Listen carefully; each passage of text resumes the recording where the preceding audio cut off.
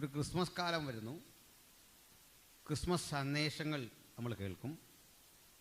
അതിലേറ്റവും സുപ്രധാനമാണ് ഈ ദൂതൻ ദൈവദാസിൻ്റെ അരികിൽ വന്ന് പറഞ്ഞ വാക്കുകളും ചിന്തകളുമൊക്കെ. ഞാനതിൻ്റെ ഒരു ക്രിസ്മസ് പ്രസക്തമായ ആശയമല്ല പറയുന്നത്, മറിച്ചിവിടെ വന്നിരിക്കുന്ന സഹോദരങ്ങൾക്കൊക്കെ പ്രയോജനപ്പെടത്തക്ക വിധം പ്രാർത്ഥനാ പുരസ്സരം നൂതനമായ ചില ആശയങ്ങൾ, ചില ചിന്തകൾ നിങ്ങളോട് പങ്കിടാനാണ് പ്രാർത്ഥനയോട് നിൽക്കുന്നത്. കർത്താവായ യേശുക്രിസ്തു ജനിച്ച് അത്ഭുത പ്രവൃത്തികൾ ചെയ്ത് മരിച്ചു ഉയർത്തെഴുന്നേറ്റു എന്നതുകൊണ്ട് അല്ല ക്രൈസ്തവർ യേശുവിനെ ദൈവമായി ആരാധിക്കുന്നത്. യേശുവുമായി ബന്ധപ്പെട്ടുള്ള എല്ലാവിധ സംഭവങ്ങളും യേശു കർത്താവ് ജനിക്കുന്നതിന് കാലങ്ങൾക്കപ്പുറത്ത് പ്രവാചക ശ്രേഷ്ഠന്മാർ ആത്മനിറവിനാൽ എഴുതിയിരുന്നു. യേശു എവിടെ ജനിക്കണം? ബേത്ലഹേമിൽ. 2 ബേത്ലഹേമുകൾ അന്നുണ്ട്. അതിൽ ജൂഡിയായിലെ ബേത്ലഹേമിൽ യേശു ജനിക്കണം എന്ന് ഒരു പ്രവാചകൻ പറഞ്ഞു. അതിനു മുമ്പുണ്ട് പ്രവചനം. സ്ത്രീയുടെ സന്തതി സർപ്പത്തിൻ്റെ തല തകർക്കും. സ്ത്രീയുടെ മകനെന്ന് വിളിക്കപ്പെട്ടു. സ്ത്രീയുടെ മകനെന്നുള്ള വിശകലനം കാലം കുറെ കൂടി കഴിഞ്ഞപ്പോൾ ആ സ്ത്രീയുടെ സ്ഥാനത്ത് കന്യക എന്ന വ്യക്തത കയറി വന്നു. സ്ത്രീയാണ്, കന്യകയാണ്. പണ്ട് സ്ത്രീ എന്ന് മാത്രമേ പറഞ്ഞിരുന്നുള്ളൂ. അടുത്തത് യേശുക്രിസ്തു ജനിക്കേണ്ട ഗോത്രമേത് എന്ന് കാലങ്ങൾക്കപ്പുറത്ത് പ്രവചിക്കപ്പെട്ടു. യഹൂദ ഗോത്രം. യഹൂദ ഒരു ബാലസിംഹം. യേശുവിനുള്ള ഒരു സവിശേഷ പേരുണ്ട്, യാക്കോബിൽ നിന്ന് ഉദിക്കുന്ന നക്ഷത്രം. അതും മുൻകൂട്ടി പ്രവചിക്കപ്പെട്ടു. യേശുവിന് മറ്റൊരു പേരുണ്ട്, യഹൂദ ഗോത്രത്തിലെ സിംഹം. ആ പേരും മുൻകൂട്ടി പ്രവചിക്കപ്പെട്ടു. യേശുവിന് ഇനിയും ഒരു പേരുണ്ട്, ഇമ്മാനുവൽ. ആ പേരും മുൻകൂട്ടി പ്രവചിക്കപ്പെട്ടു. ഇനി യേശുക്രിസ്തുവിൻ്റെ ക്രൂശ് മരണം സംബന്ധിച്ചുമുണ്ട് മുൻകൂട്ടി പറഞ്ഞ പ്രവചനങ്ങൾ. സ്വന്തം ശിഷ്യനാൽ ഒറ്റിക്കൊടുക്കപ്പെടുന്നതിനെ പറ്റി, സ്വന്തം ജനം തള്ളിക്കളയുന്നതിനെപ്പറ്റി, ഒറ്റിക്കൊടുക്കുന്നതിന് പ്രതിഫലമായി 30 വെള്ളിനാണയം ലഭിക്കുന്നതിനെപ്പറ്റി, ആ പണം കൊണ്ട് അത് ഭണ്ഡാരത്തിലിടുന്നത് വിഹിതമല്ല എന്ന് കരുതി വഴിപോക്കർക്ക്, അനാഥർക്ക് ശവക്കോട്ട വാങ്ങാൻ ആ പണം വിനിയോഗിക്കുമെന്നതിനെപ്പറ്റി, ചുരുക്കി പറഞ്ഞാൽ യേശുവുമായി ബന്ധപ്പെട്ട സകല വിഷയങ്ങളും യേശു ജനിക്കുന്നതിൻ്റെ അനവധി ആണ്ടുകൾക്കപ്പുറത്ത്, 1000 ആണ്ട് മുമ്പ്, 800 കൊല്ലം മുമ്പ്, 700 കൊല്ലം മുമ്പ് മുൻകൂട്ടി പുസ്തകത്തിൽ പറഞ്ഞിരുന്നു. അതുകൊണ്ട് കർത്താവ് പറയാ, അപ്പോൾ ഞാൻ പറഞ്ഞു, ഇതാ ഞാൻ വരുന്നു. കാരണം പുസ്തക ചുരുളിൽ എന്നെക്കുറിച്ച് എഴുതിയിരിക്കുന്നു. അപ്പോൾ വാഗ്ദത്തം പോലെയാണ് യേശുവിൻ്റെ പിറവി. വാഗ്ദത്തം പോലെയാണ് യേശുവിൻ്റെ വളർച്ച. വാഗ്ദത്തം പോലെയാണ് അവിടുന്ന് ഒറ്റിക്കൊടുക്കപ്പെടുന്നത്, അവിടുത്തെ അങ്കിക്കായി ചീട്ടിടുന്നത്. ഇവയെല്ലാം മുൻകൂട്ടി പറഞ്ഞു, കാലങ്ങൾക്കപ്പുറത്ത് രേഖപ്പെടുത്തി വെച്ചു. അങ്ങനെയെങ്കിൽ അത് യേശു കർത്താവ് നമ്മോട് പറഞ്ഞതാണ്, തിരുനാമത്തിൽ നാം ഒത്തുചേരുന്ന ഇടത്ത് അവിടുത്തെ സാന്നിധ്യമുണ്ടെന്ന്. ആ വചനം പിൻവലിക്കപ്പെട്ടിട്ടില്ലെങ്കിൽ ഇന്ന് നമ്മുടെ മധ്യത്തിൽ ഇപ്പോഴും അതിന് പ്രസക്തിയില്ലേ? ആ വാഗ്ദത്തം ഒരു സത്യമാണ്, ഒരു യാഥാർത്ഥ്യമാണ്. നമുക്ക് ആ വാഗ്ദത്തത്തെ അനുധാവനം ചെയ്യുവാൻ ഇന്ന് രാത്രി ഒരുങ്ങേണ്ടതുണ്ട്. പ്രാർത്ഥനയോടെ തുറന്നുള്ള വിശദീകരണത്തിലേക്ക് പോകാം. പ്രവചനം യേശുവിനെ പറ്റി പറഞ്ഞു. ആ പ്രവചനം നിറവേറുന്ന സമയം ദൈവത്തിനല്ലാതെ ആർക്കും അറിയില്ല. നമ്മുടെ അപാകത അവിടെയാണ്. നമുക്കെല്ലാം വാഗ്ദത്വമുണ്ട്, പക്ഷേ എപ്പോൾ നിറവേറുമെന്നറിയില്ല. നമ്മുടെ എല്ലാം പ്രശ്നം അത്. ദൂതുകൾ ദൈവദാസന്മാർ പറയും, ദൈവമക്കൾ പറയും, ആത്മനിറവിലെ ആലോചന അറിയിക്കും, നമ്മളത് ഉൾക്കൊള്ളുകയും ചെയ്തിട്ടുണ്ട്. പക്ഷെ നാളുകളായി അത് കിട്ടാതെ വരുമ്പോൾ നമ്മൾ ആ വിഷയം വിടും, നമ്മൾ ആ വിഷയം മറക്കും. പക്ഷെ വാഗ്ദത്തം തന്നവൻ മറക്കില്ല. അവിടുന്ന് എന്തരുളി ചെയ്തോ കാലമെത്ര കഴിഞ്ഞാലും അത് യാഥാർത്ഥ്യമാക്കുമെന്ന് അനുഭവം കൊണ്ട് തിരിച്ചറിയുന്ന ദൈവമക്കൾ ഇന്നിവിടെ ഉണ്ട്. അതെല്ലാം ഓർത്ത് ഞാൻ ദൈവത്തെ സ്തുതിക്കും. പ്രിയപ്പെട്ടവരെ, ഈ വിശുദ്ധ മറിയം ഇങ്ങനൊരു വാഗ്ദത്വമൊന്നും കിട്ടിയ സ്ത്രീ അല്ല. അവരൊരു സാധാരണ സ്ത്രീ, ഒരു സഹോദരി, ഒരു പെൺകുട്ടി. അവരൊരു സാധാരണ പെൺകുട്ടിയാണ് എന്ന് നമ്മൾ പറയുന്നത് എന്തോ ഗുരുതരമായ തെറ്റാണെന്ന് ചില ആളുകൾ കരുതിയിരുന്നു, അല്ലേ? സാധാരണ സ്ത്രീയല്ലേ? എൻ്റെ മകളെപ്പോലെ, നിങ്ങളുടെ മകളെപ്പോലെ, നിങ്ങളുടെ അമ്മയെപ്പോലെ, ഇവിടെ ഇരിക്കുന്ന നിങ്ങളെപ്പോലെ ഒരു സഹോദരിയാണോ മറിയം? ആണോ? അല്ല. കണ്ടോ? അങ്ങനെയാണ് അവരെ പിന്നെ അങ്ങനെ നമ്മൾ വിളിക്കുന്ന വിശുദ്ധ മറിയം എന്ന് വിളിക്കാവോ? തെറ്റുണ്ടോ? വിശുദ്ധ മറിയം എന്ന് വിളിക്കുന്നത് തെറ്റില്ല. തെറ്റില്ലെന്ന് മാത്രമല്ല, അതാണ് ശരി. എങ്ങനെ വിളിക്കണം? വിശുദ്ധ മറിയം. പക്ഷെ എങ്ങനെ വിളിക്കരുത്? പരിശുദ്ധ മറിയം എന്ന് വിളിക്കരുത്. എങ്ങനെ വിളിക്കാവൂ? വിശുദ്ധ പൗലോസ് എന്ന് പറയില്ലേ? വിശുദ്ധ പത്രോസ് എന്ന് പറയില്ലേ? ദൈവദാസന്മാരെ നമ്മുടെ വിശുദ്ധന്മാരെന്ന് വിളിക്കില്ലേ? നമ്മളെല്ലാം വിശുദ്ധരാണെന്നുള്ള കാര്യം അറിയോ? ഇല്ല. കണ്ടോ? നമ്മളെല്ലാം വിശുദ്ധരാണെന്ന് സംശയണ്ട. നമ്മുടെ ഉപയോഗത്തിൽ അതങ്ങനെ ഇല്ലെന്നേ ഉള്ളൂ. നമ്മളെല്ലാം വിശുദ്ധരാണ്. വിശ്വാസമില്ല? അവൻ നമ്മളെ വിശുദ്ധരും നിഷ്കളങ്കരുമായി മുൻ നിയമിച്ചു വച്ചിരിക്കുകയാണ്. ഹല്ലേലൂയ. വിശുദ്ധരെല്ലാം തോന്നുന്നുണ്ടോ? ഞാനതിന് പറയുന്ന ഒരു ഉദാഹരണമുണ്ട്, എങ്ങനെയാണ് നമ്മൾ ഈ വിശുദ്ധരായത്. അത് അശുദ്ധരാണെന്ന് ആർക്കെങ്കിലും തോന്നുന്നുണ്ടോ? കൊള്ളരാത്തവരാണ് നമ്മളെന്നൊക്കെ തോന്നുന്നുണ്ടോ? അങ്ങനെയാണെങ്കിൽ നിങ്ങൾ ശുദ്ധീകരിക്കപ്പെട്ട് പോകണമല്ലോ. അതിന് പരിഹാരം ഉണ്ടാണല്ലോ. എത്ര നാൾ അങ്ങനെ ഇരിക്കും? ഇത് ശരിയാകണ്ടേ? നമ്മളൊരു പാട്ട് പാടില്ലേ, ജീവിതം ഇന്നും ശരിയായിട്ടില്ല അയ്യോ എന്നൊക്കെ പാടുമല്ലോ. നമുക്കൊന്ന് ശരിയാകണമല്ലോ. എന്നത്തേക്ക് ബാക്കി വെച്ചിരിക്കുക. നമ്മുടെ ഒരു സഹോദരൻ വിവാഹം കഴിക്കാൻ തീരുമാനിച്ചു. മുറ്റുകുടിയനായിരുന്നു. അപ്പം ഞാനീ കല്യാണത്തിന് വേണ്ടി ആരെയും സ്നാനപ്പെടുത്തുകയില്ല. അപ്പോൾ സഭയിൽ വലിയ പ്രശ്നം, അദ്ദേഹം സ്നാനപ്പെട്ടേ പറ്റൂ. ഈ ആളൊടുവിൽ ഓഫീസിൽ വന്നു. അപ്പോൾ ഞാൻ അയാൾക്ക് ഫേവറായിട്ട് പറഞ്ഞു, ഇപ്പോൾ രക്ഷിക്കപ്പെടുന്നവർക്കുള്ള സ്നാനം, അല്ലാതെ കല്യാണം കഴിക്കുന്നവർക്കുള്ളതാണോ? അല്ല. അപ്പോൾ ഞാൻ കല്യാണമൊക്കെ നടത്തി തരാം, അതിനുവേണ്ടി നിങ്ങൾ മുങ്ങണ്ട. ഇങ്ങനെ പറയുന്ന പാസന്മാർ ചുരുക്കമാണ്. അപ്പോൾ ഏതായാലും ഇതെല്ലാം പുള്ളിക്ക് വലിയ സന്തോഷമായി. അപ്പോഴും ആൾ അത്ര നല്ല കണ്ടീഷനിലല്ല വന്നിരിക്കുന്നത്. അപ്പനും അമ്മയൊക്കെ ഉണ്ട്. ഞാനിത് കഴിഞ്ഞ് ചോദിച്ചു, ആട്ടെ ഇത് എന്നെങ്കിലും ഒരിക്കൽ നിർത്തണമല്ലോ. ആ ആഗ്രഹമുണ്ടല്ലോ, എല്ലാ കുടിയന്മാർക്കും ഉണ്ട് ആഗ്രഹം. ഒരു ദിവസം നടത്തണമല്ലോ. അതെന്നായിരിക്കും?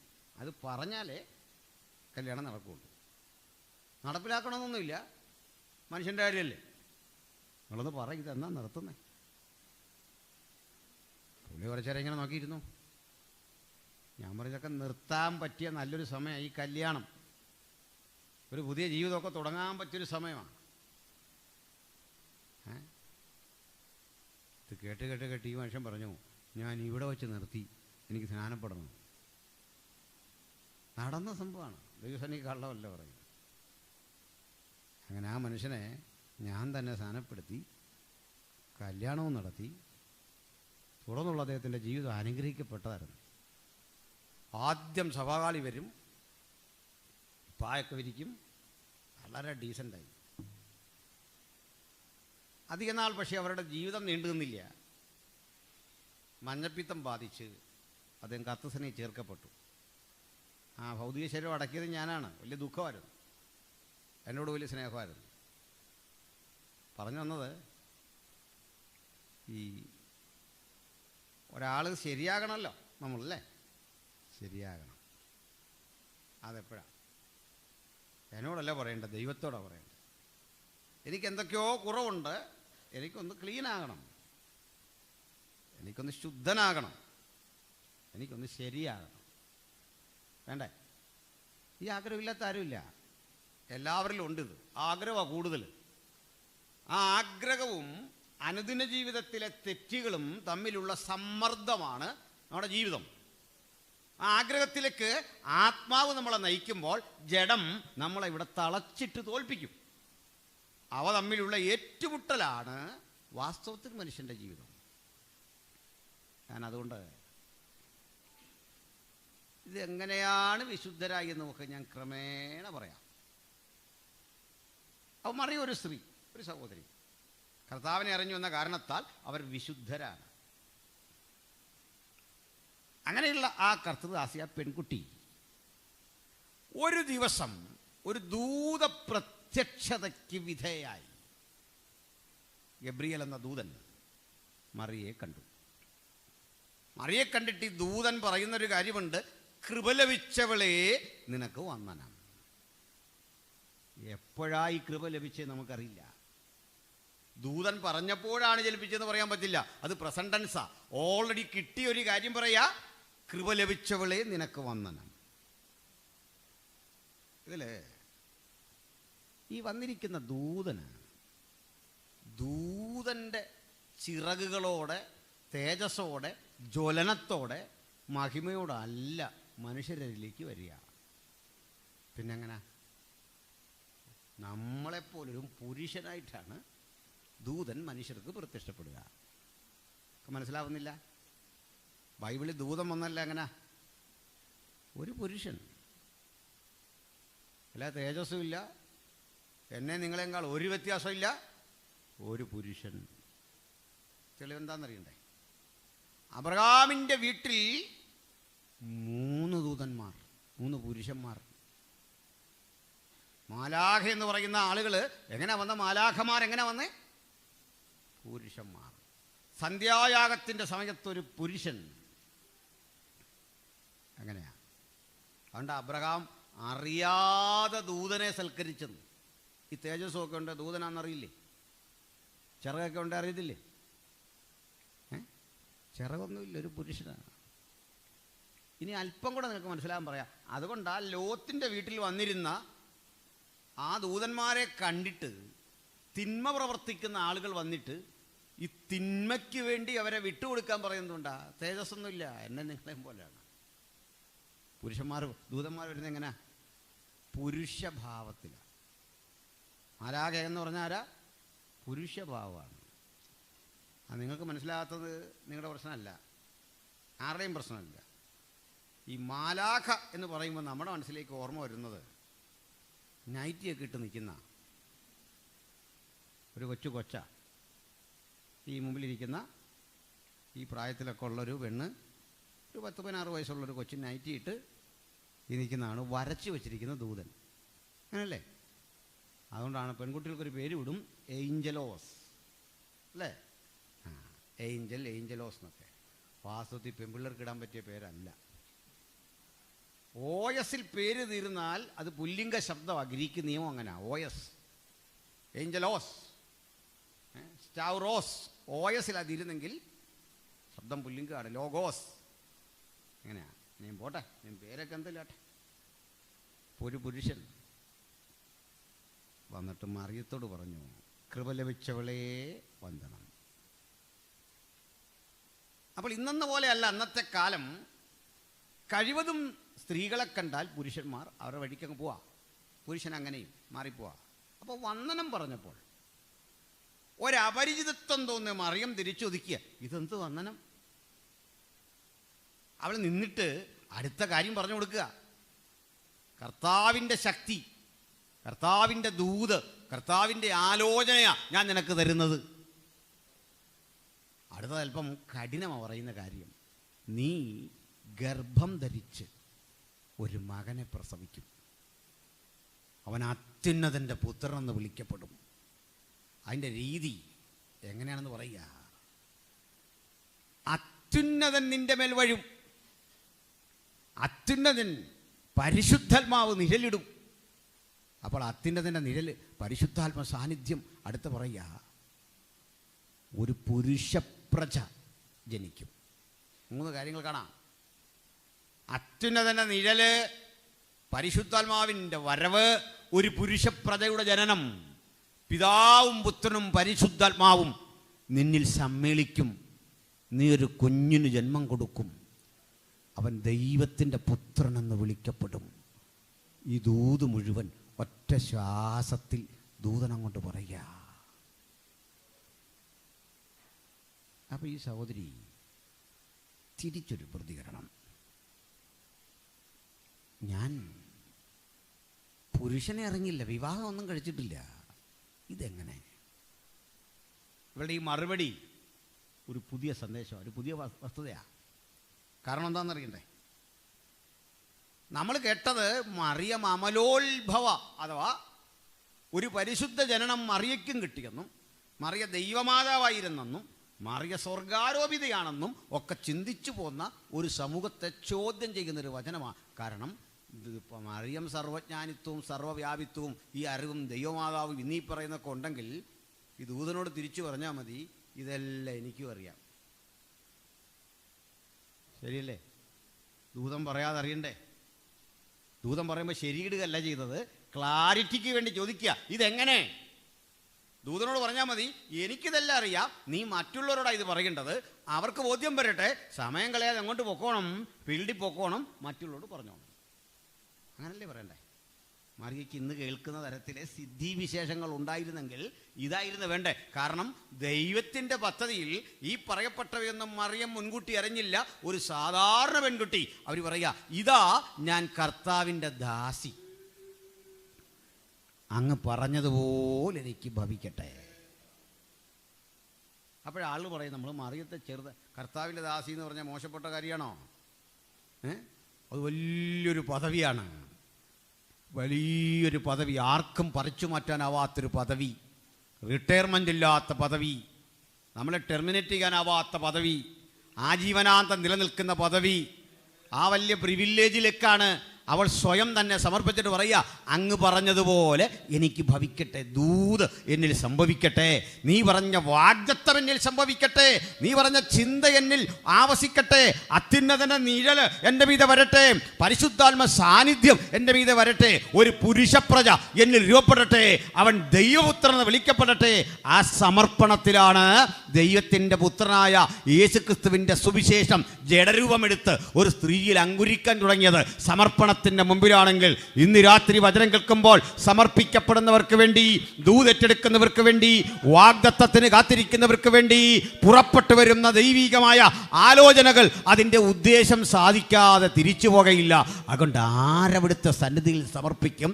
വ്യത്യസ്തമായ ഒരു ദൂത് ദൈവത്തിന് അവരോട് പറയാനുണ്ട്. അത് വ്യത്യസ്തമാണ്. ഹല്ലേലൂയ. വാഗ്ദത്തങ്ങളിൽ വിശ്വസിച്ചാട്ടെ, ദൈവത്തിൻ്റെ പ്രവൃത്തിയിൽ വിശ്വസിച്ചാട്ടെ. Hallelujah, hallelujah, hallelujah. നമുക്ക് മുമ്പോട്ട് പോകാം. പ്രിയപ്പെട്ടവരെ, ഈ ദൈവകൃപ എന്ന പദം നമ്മൾ ധാരാളം കേൾക്കുന്ന അല്ലേ? നമുക്ക് ഇഷ്ടമുള്ളൊരു പദം അത്, കൃപ. ആ പദം ഇഷ്ടമില്ലാത്ത ആരുമില്ല. ദൈവകൃപയാ വേണം എന്നൊക്കെ നമ്മൾ പറയല്ലേ അല്ലേ? മക്കളോടത്ത് അടങ്ങിയിരുന്നേ. ഈ വിക്രമൻ ബാങ്ക് കൊള്ളയടിക്കാൻ പോകുന്ന പോലെ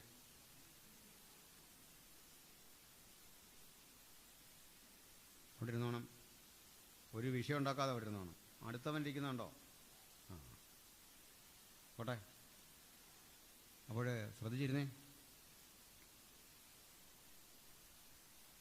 ഇവിടെ വന്നിരുന്നേ. നമുക്ക് നിന്നോട് ഒത്തിരി ആലോചന പറയാനുള്ള സ്ഥിരം പറയുന്ന ഞാൻ എല്ലാ തവണയും പറയുന്ന അവളോട്. പിന്നെ കാണണം കേട്ടോ. നിങ്ങൾ ചോദിച്ചു നോക്കി അങ്കിളിവിടെ വരുമ്പോഴൊക്കെ ദൂത് പറഞ്ഞിട്ടുണ്ടോ എന്ന്.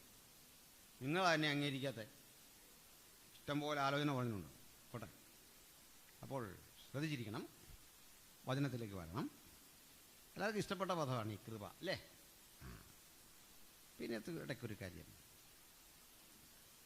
ഏതൊരാളോട് ചോദിച്ചാലും, വിശേഷിച്ച് പ്രായമുള്ള മനുഷ്യരൊക്കെ ഇവിടെ ഉണ്ട്, അവരെല്ലാം ഒരുപോലെ പറയും, പണ്ടത്തെ നാളുകളിൽ നമുക്ക് ലഭിച്ച ഒരു ദൈവകൃപയുടെ സാക്ഷ്യം പറയാത്ത മനുഷ്യരാരും ഇവിടെ ഇല്ല.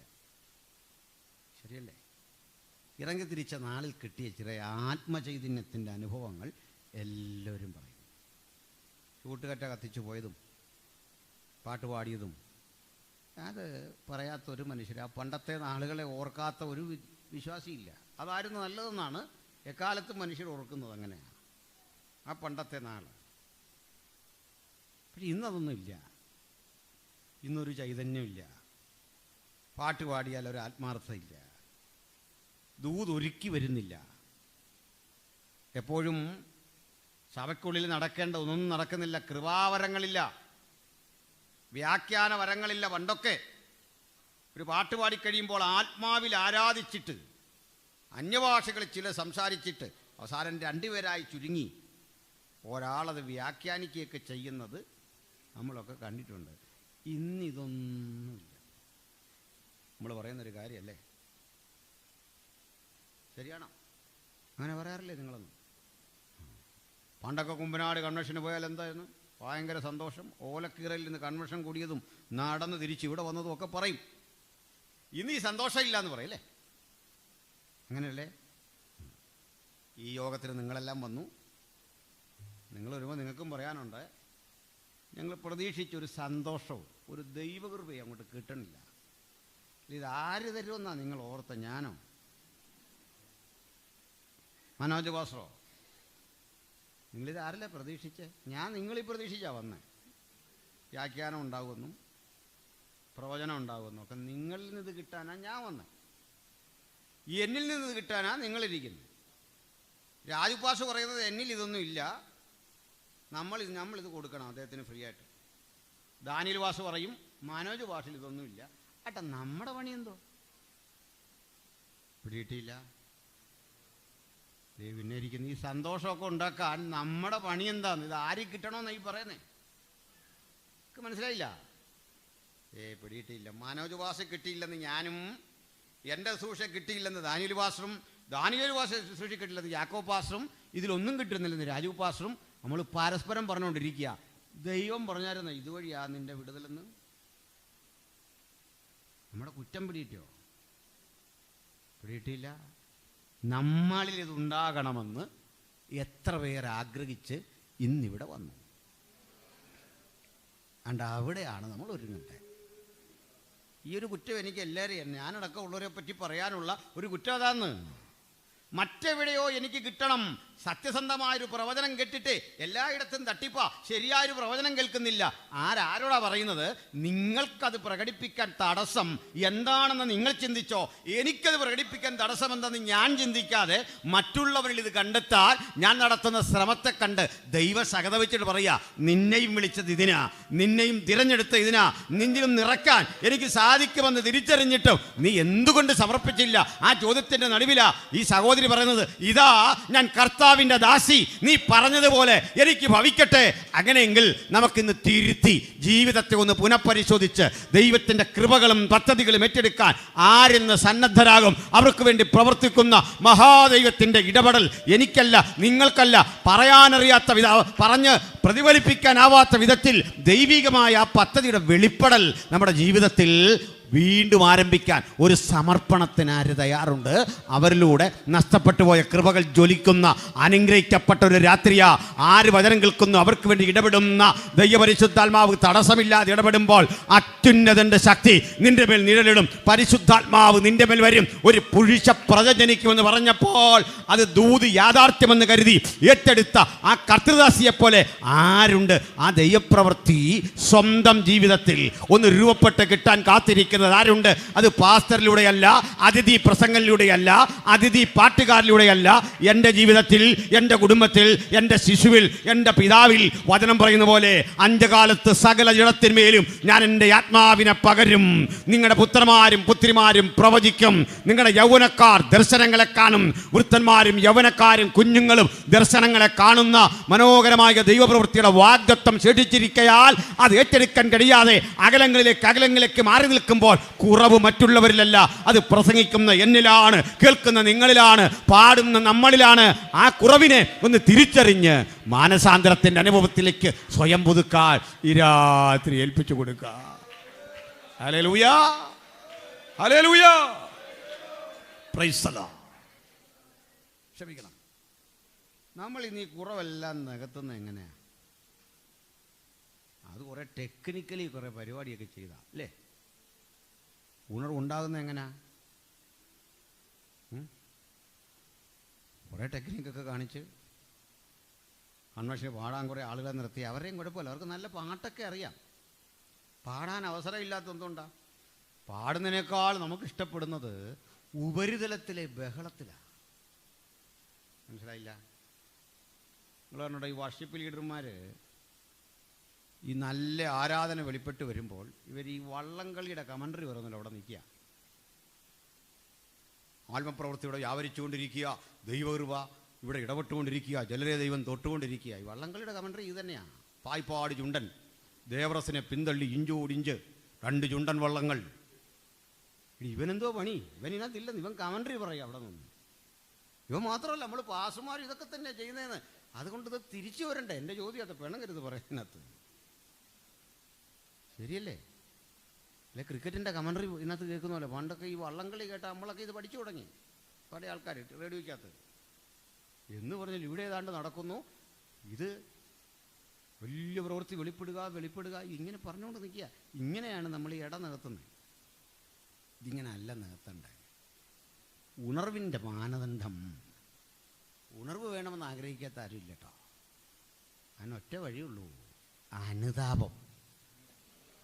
ഉണർവിൻ്റെ പ്രകട ലക്ഷണം കണ്ണീരാ. ഹൃദയം പൊടിയുന്നില്ലെങ്കിൽ, കണ്ണീര് വരുന്നില്ലെങ്കിൽ ഉണർവല്ല. അകത്ത് വന്ന് കൊള്ളണം ദൂത്. കുറവുകൾ ഏറ്റെടുത്തിട്ട് പറയണം, അതൊന്ന് സമ്മതിച്ചു കൊടുക്കുക. ഞാൻ ഈ കാട്ടുന്ന ചിലതിലൊക്കെ പ്രകടനപരതയുണ്ടേ. എൻ്റെ ശബ്ദത്തിൽ, എൻ്റെ രീതിയിലൊക്കെ ജനങ്ങളെ ചലിപ്പിക്കാൻ, നിങ്ങളുടെ ശൈലിയിലൊക്കെ ജനങ്ങളെ ചലിപ്പിക്കാൻ, ഒരു ഉണർവിൻ്റെ അനുഭവത്തിലേക്ക് കൊണ്ടുവരാൻ ശബ്ദമാന്ത്രികത്വമോ ശബ്ദ സൗകര്യങ്ങളോ ഒക്കെ ഉപയോഗിച്ചിട്ട് അന്തരാത്മാവിൽ ക്രിയ ചെയ്യാതെ പുറമേ കൂടി മാത്രം സ്പർശിച്ചു പോകുന്ന ഉപരിതല വാക്കുകൾ പറഞ്ഞു വിട്ട് മനുഷ്യനെ ഇളക്കാൻ ശ്രമിക്കുന്നതല്ല ഉണർവ്. അന്തരാത്മാവിൽ കുറ്റബോധം വരട്ടെ, ശരിയായിട്ടൊന്ന് പ്രാർത്ഥിച്ചിട്ട് ആത്മാവിലൊന്ന് പാടിയിട്ട് ഹൃദയം തുറന്ന് ദൈവത്തെ ഒന്ന് ആരാധിച്ചിട്ട് നാളെത്രായി. അതിൻ്റെ കാരണം എന്താണെന്ന് അറിയണ്ടേ? നമുക്കിഷ്ടം ഇന്ന് ഇതര വ്യവഹാരങ്ങളില്ല. യോഗം വരുന്നു, കമ്മിറ്റി കൂടണം, കമ്മിറ്റി നടത്തണം, എൻ്റെ ഇഷ്ടം സാധിക്കണം, ശത്രുവിനെ ഒതുക്കണം, എതിരാളി ഒതുക്കണം, അങ്ങനെയൊക്കെയാണ്. പക്ഷെ ദൈവത്തിൻ്റെ പ്രത്യേകതയുണ്ട്. ഇവിടെ ഒരു പ്രശ്നം ഉണ്ടാക്കല്ലേ. അപ്പോൾ നമ്മൾ ആലോചിച്ച്, നമ്മൾ പ്രാർത്ഥിച്ചാലും നമ്മുടെ ശത്രു പ്രാർത്ഥിച്ചാലും കേൾക്കാൻ ഒരാളേ ഉള്ളൂ. ശരിയല്ലേ? പിടിയിട്ടില്ല. നിങ്ങൾക്കൊരാളുടെ പിണക്കമുണ്ടെന്ന് വൈകിട്ടിരുന്ന് മുഴങ്കോലിരുന്ന് പ്രാർത്ഥിക്കുക, അവനെ തട്ടണേ എന്ന് പറഞ്ഞാൽ അവനും അപ്പുറത്തിരുന്ന് പ്രാർത്ഥിക്കുന്നുണ്ട്. ദൈവം ഒന്നും കേൾക്കില്ല, മൈൻഡ് ചെയ്യില്ല. കൊള്ളാം. അങ്ങനെയാണ്. SI അടുത്തൊരു കേസ് കൊണ്ട് കൊടുക്കുക, മറ്റവരും പോയിട്ടുണ്ട് കൊടുക്കാൻ. പുള്ളിക്ക് 2 വശവും ഏതാണ്ടൊക്കെ മനസ്സിലായി. അപ്പം നിങ്ങൾ ആശ്രയിച്ച പാർട്ടിക്കാരൻ വിളിച്ചു, മറ്റേ പാർട്ടിക്കാരനും വിളിച്ചു, 2 കൂട്ടരും പറഞ്ഞു ഇതിനകത്തെ പോലീസുകാരൊരു ജോലി അതായി അമിക്കബിളായിട്ട് ഇത് സെറ്റിൽ ചെയ്യണം, ആർക്കും പ്രശ്നമില്ലാത്ത വിധത്തിൽ. അത് വലിയ പാടാണ്, അഡ്മിനിസ്ട്രേഷൻ പാടാ. അതാ ചില പോലീസുകാരൊക്കെ ആത്മഹത്യ ചെയ്തിട്ടുണ്ട് എല്ലാ വിഷയത്തിൽ. എന്താ കാര്യം? കൈകാര്യം ചെയ്യാൻ വയ്ക്കില്ല. ഈ സമ്മർദ്ദം, പ്രഷറാണ്, ഭയങ്കര പ്രശ്നമാണ്. പക്ഷെ ദൈവത്തിന് ഈ പ്രഷറൊന്നുമില്ല. അവിടുന്ന് പണ്ടേ തീരുമാനിച്ചിട്ടുണ്ട് എന്ത് വേണമെന്ന്, അതങ്ങ് നടപ്പിലാക്കുക. അതിന് മര്യാദയ്ക്ക് പോയാൽ നമുക്ക് കൊള്ളാമല്ലേ? അറിയില്ല. അപ്പോൾ നമുക്ക് ഇതിനെ ആഴത്തിൽ പരിശോധിക്കണം. പ്രിയപ്പെട്ടവരെ, ഇവിടെ ഒരു കാഴ്ച നോക്കാം. ഈ സഹോദരി എന്തൊക്കെയാ പറഞ്ഞ് സഹോദരിയോട് പറഞ്ഞ കൃപ ലഭിച്ചവളെ നിനക്ക് വന്ദനം, കർത്താവ് നിന്നോട് കൂടെ. അവസാനം അവൾ പറഞ്ഞു, ആട്ടെ, അങ്ങ് പറഞ്ഞ പോലെ എനിക്ക് ഭവിക്കട്ടെ. ദൂതൻ അന്നേരെ പോയി. ആ സഹോദരി വീട്ടിൽ ചെന്നു. ഇതാദ്യം പങ്കുവച്ചത് ആരോടായിരിക്കും? വീട്ടിൽ ചെന്ന് ഒരു പെൺകുട്ടിയല്ലേ, ആരോടാ പറയുക? ആദ്യം അവരുടെ അമ്മയുടെ അടുത്താണ് പറയുക. പിന്നെ ഒരാൾ, അവളുടെ അനിയത്തി അവിടെ ഉള്ള ആ വീട്ടിൽ. നമുക്ക് പരിചയമുള്ളൊരു സഹോദരി ആ വീട്ടിലുണ്ട്. ആരാ? മറിയത്തിൻ്റെ അനിയത്തി ആരാ? അറിയില്ല. യോഹന്നാൻ്റെ അമ്മ അറിയോ? സുവിശേഷം എഴുതി യോഹന്നാൻ്റെ അമ്മ ശലോമി. ശലോമിയുടെ ഹസ്ബൻഡാണ് സെബദി. അറിയില്ലായിരുന്നത്? അപ്പോൾ യേശുവിൻ്റെ കുഞ്ഞനുജനാണ് യോഹന്നാൻ, അനിയത്തിയുടെ മോനാണ്. അപ്പോൾ ഒരനിയത്തിയുണ്ട്. അന്ന് കല്യാണമൊന്നും കഴിഞ്ഞിട്ടില്ല. അമ്മ ബ്രദറുണ്ടോയെന്ന് നമുക്കറിയില്ല. അപ്പനും അമ്മയും ഒരു അനിയത്തി ഉണ്ടെന്നുള്ളതിന് തെളിവ്. വീട്ടിൽ ചെന്ന് ഈ ബ്രദറൊക്കെ ഉണ്ടെന്നങ്ങ് കൂട്ടിക്കോ. ആദ്യം ചെന്ന് അമ്മയുടെ അടുത്ത് പറഞ്ഞു, ഞാൻ ഒരു ദൂതനെ കണ്ടു. ദൂതൻ എന്നോട് സംസാരിച്ചു. എടാ, നിങ്ങളുടെ മോൾ ഇതുപോലെ ഒന്ന് പറഞ്ഞാൽ ഞങ്ങൾ വിശ്വസിക്കുമോ? പെട്ടെന്ന് പാസ്വേഡ് പറഞ്ഞാൽ വിശ്വസിക്കുമോ ദൂതനെ കണ്ടെന്ന്? അനന്ത് പാസ്റ്റൊക്കെ ആണെങ്കിൽ തിരിച്ചു പറയും, അതങ്ങനൊന്നുമല്ല. ഞാനാണ് ഇപ്പം നിങ്ങൾ ദൂതനെ കണ്ട, എനിക്കറിയാമല്ലോ സംഭവിച്ചു എന്താണെന്നർത്ഥം. കാണും. എൻ്റെ വീട്ടിൽ വർഷങ്ങൾക്കപ്പുറത്ത് കർത്താവാണെന്ന് പറഞ്ഞൊരു മനുഷ്യൻ വന്നു. ഇവിടെ കണ്ട് മുള്ളു കൊണ്ടൊരു പാടുണ്ട്. അപ്പം അയാളുടെ പോയി നമ്മൾ സംവാദം നടത്തിയിട്ട് കാര്യമുണ്ടോ? ഞാൻ പറഞ്ഞിപ്പോൾ അങ്ങനെ ആട്ടെ, നമ്മളിങ്ങനെ അനുഗ്രഹിച്ചിട്ട് പൊക്കോളാൻ പറഞ്ഞു. ചായ കൊടുത്തു. മനസ്സിലായില്ലേ? കാരണം ഇയാളോട് ഒത്തിരി സംസാരിച്ചിട്ട് കാര്യമില്ല. കാരണം രോഗം എന്താണെന്ന് നോക്കാൻ മനസ്സിലായി. വീണ്ടെടുക്കാൻ വന്നതാണ്. ഒത്തിരി കാര്യങ്ങൾ പറഞ്ഞു. ഇനി ഞാനാ ഉള്ളതെന്ന് എന്നോട് പറഞ്ഞു ലോകത്ത്. ഞാൻ പറഞ്ഞു, അങ്ങനെ ആകട്ടെ, സന്തോഷമുള്ളൂ എനിക്ക്. നിങ്ങളിതിനെ വിരോധിക്കുന്നേ? അപ്പോൾ അത് ട്രോൾ ചെയ്ത് വിടുന്ന പോലെ അങ്ങ് വിട്ടതാ, പോട്ടെ. ഈ അമ്മയുടെ അടുത്ത് വന്ന് ഇത്രയും പ്രായമുള്ളൊരു കൊച്ചു 16-17 വയസ്സുള്ള കാണെങ്കിലും കാണും. അവൾ വന്നിട്ട് ഈ കാര്യം അങ്ങോട്ട് പറയുമ്പോൾ ആദ്യം സീരിയസ് അല്ല, രണ്ടാം ഘട്ടം സീരിയസാ. എന്നിട്ട് അടുത്ത കാര്യങ്ങൾക്കൊക്കെ ആ ദൂതൻ പറഞ്ഞ ആലോചന, ഞാൻ ഗർഭം ധരിച്ച് ഒരു മകനെ പ്രസവിക്കും. അവിടെ മുതൽ അമ്മ ഉടക്കി. നീ എന്തായി പറയുന്നേ? നിനക്കിത് തോന്നലാ, നിനക്ക് സ്വപ്നം കണ്ടതാ. അങ്ങനൊന്നും ഭവിക്കരുത്, അങ്ങനെ നടക്കല്ലേ, വിട്ടേക്കാ വിഷയം. അപ്പോൾ അവളുടെ ഉള്ളിൽ രൂപപ്പെട്ട ദൂത് ഒരാളോടൊന്ന് കൺവിൻസ് ചെയ്യിക്കാൻ പോലും പറ്റുന്നില്ല. അതാ ചിലതരം ദൂതിൻ്റെ പവർ. ചിലർക്കത് പിടികിട്ടത്തില്ല. ദൈവത്തിൻ്റെ ഇടപെടൽ ചിലർക്ക് മനസ്സിലാവില്ല. ദൈവിക വാഗ്ദത്തങ്ങളുടെ ആഴം ചിലർക്ക് പിടികിട്ടത്തില്ല. അതുകൊണ്ട് ഇന്ന് രാത്രി ആ അതിരുകളെ മുഴുവൻ നമുക്കൊന്ന് വിശാലമാക്കണം. സങ്കല്പങ്ങൾക്കപ്പുറത്ത് പ്രവർത്തിക്കുന്നൊരു ദൈവം, ഇനിയും ദൈവം എന്നെ ഉപയോഗിക്കുമോ എന്ന് സ്വയം ചോദിച്ച് ചുരുങ്ങരുത്. അതിന് പ്രായം തടസ്സമല്ല, ജീവിത പശ്ചാത്തലം തടസ്സമല്ല, നമ്മൾ ആരായിരിക്കുന്നത് തടസ്സമല്ല. ഇടപെടുന്നൊരു മഹാദൈവം തൻ്റെ കൃപ കാണിക്കുവാൻ, തൻ്റെ കരുണ കാണിക്കാൻ അടുത്തു വരുമ്പോഴൊക്കെ അവിശ്വാസത്തിൻ്റെ ശബ്ദം 100 കേൾക്കും. എന്തിനാണെന്നറിയണ്ടേ? ഈ ദർശനം ഉരച്ച് രാഗി മിനുക്കി കരുത്തിട്ടതാക്കി തീർക്കാനാ ഇത്രയും പ്രതികൂല ശബ്ദങ്ങൾ ചുറ്റും കേൾക്കുന്നത്. അപ്പോഴൊക്കെ ഭക്തൻ പറഞ്ഞുകൊള്ളണം, നോ.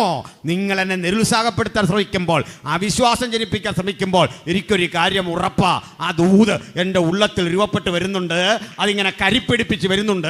ആ ഭ്രൂണം രൂപപ്പെട്ടിട്ടുണ്ട്, അതെൻ്റെ ഉള്ളത്തിൽ വളരുന്നുണ്ട്. ആരും പുറമേ കണ്ടാൽ മനസ്സിലാകാത്ത വിധം എൻ്റെ അകത്ത് ഒരു രൂപാന്തരത്തിൻ്റെ ശക്തി വെളിപ്പെടുന്നുണ്ട്. ഒരു ദൈവകൃപയുടെ ശക്തി എൻ്റെ ശരീരത്തിൽ വ്യാപരിക്കുന്നുണ്ട്. ഞാൻ ആകെ മാറിക്കൊണ്ടിരിക്കുക, അടിമുടി മാറിക്കൊണ്ടിരിക്കുക. ഓരോ ഘട്ടം കഴിയും തോറും മറിയത്തിന് ദൈവം കൊടുത്ത വാഗ്ദത്തം എന്തോ അത് നടക്കുക. പക്ഷെ ഒരു പെൺകുട്ടിയല്ലേ, അമ്മയ്ക്ക് അറിവുണ്ടല്ലോ. അവളിൽ ഒരു പെൺകുട്ടി ഗർഭം ധരിക്കുന്ന ശരീരത്തിൻ്റെ ഘടനയും രീതിയും സവിശേഷതകളും അമ്മയ്ക്കറിയാം. അമ്മക്ക് ഒരു ദിവസം അപകടം ബോധ്യപ്പെട്ടു. ഉദരം വീർത്ത് വരുന്നു, മുഖകാന്തി വർദ്ധിച്ചു വരുന്നു, ഊർജ്ജസ്വലയായി മാറുന്നു. പ്രകടമായ ലക്ഷണങ്ങൾ കാട്ടിത്തുടങ്ങിയപ്പോൾ അമ്മയ്ക്കിനി ഒളിപ്പിച്ചു വെക്കാൻ വയ്യ. അപ്പനെ വിളിച്ചു. എങ്ങനെത് പറഞ്ഞറിയിക്കണമെന്നറിയില്ല. ഒരു രഹസ്യമുണ്ട്. അപ്പനരിയിൽ വിളിച്ചു. ഇത് മുഴുവൻ അപ്പനോട് പറയുക.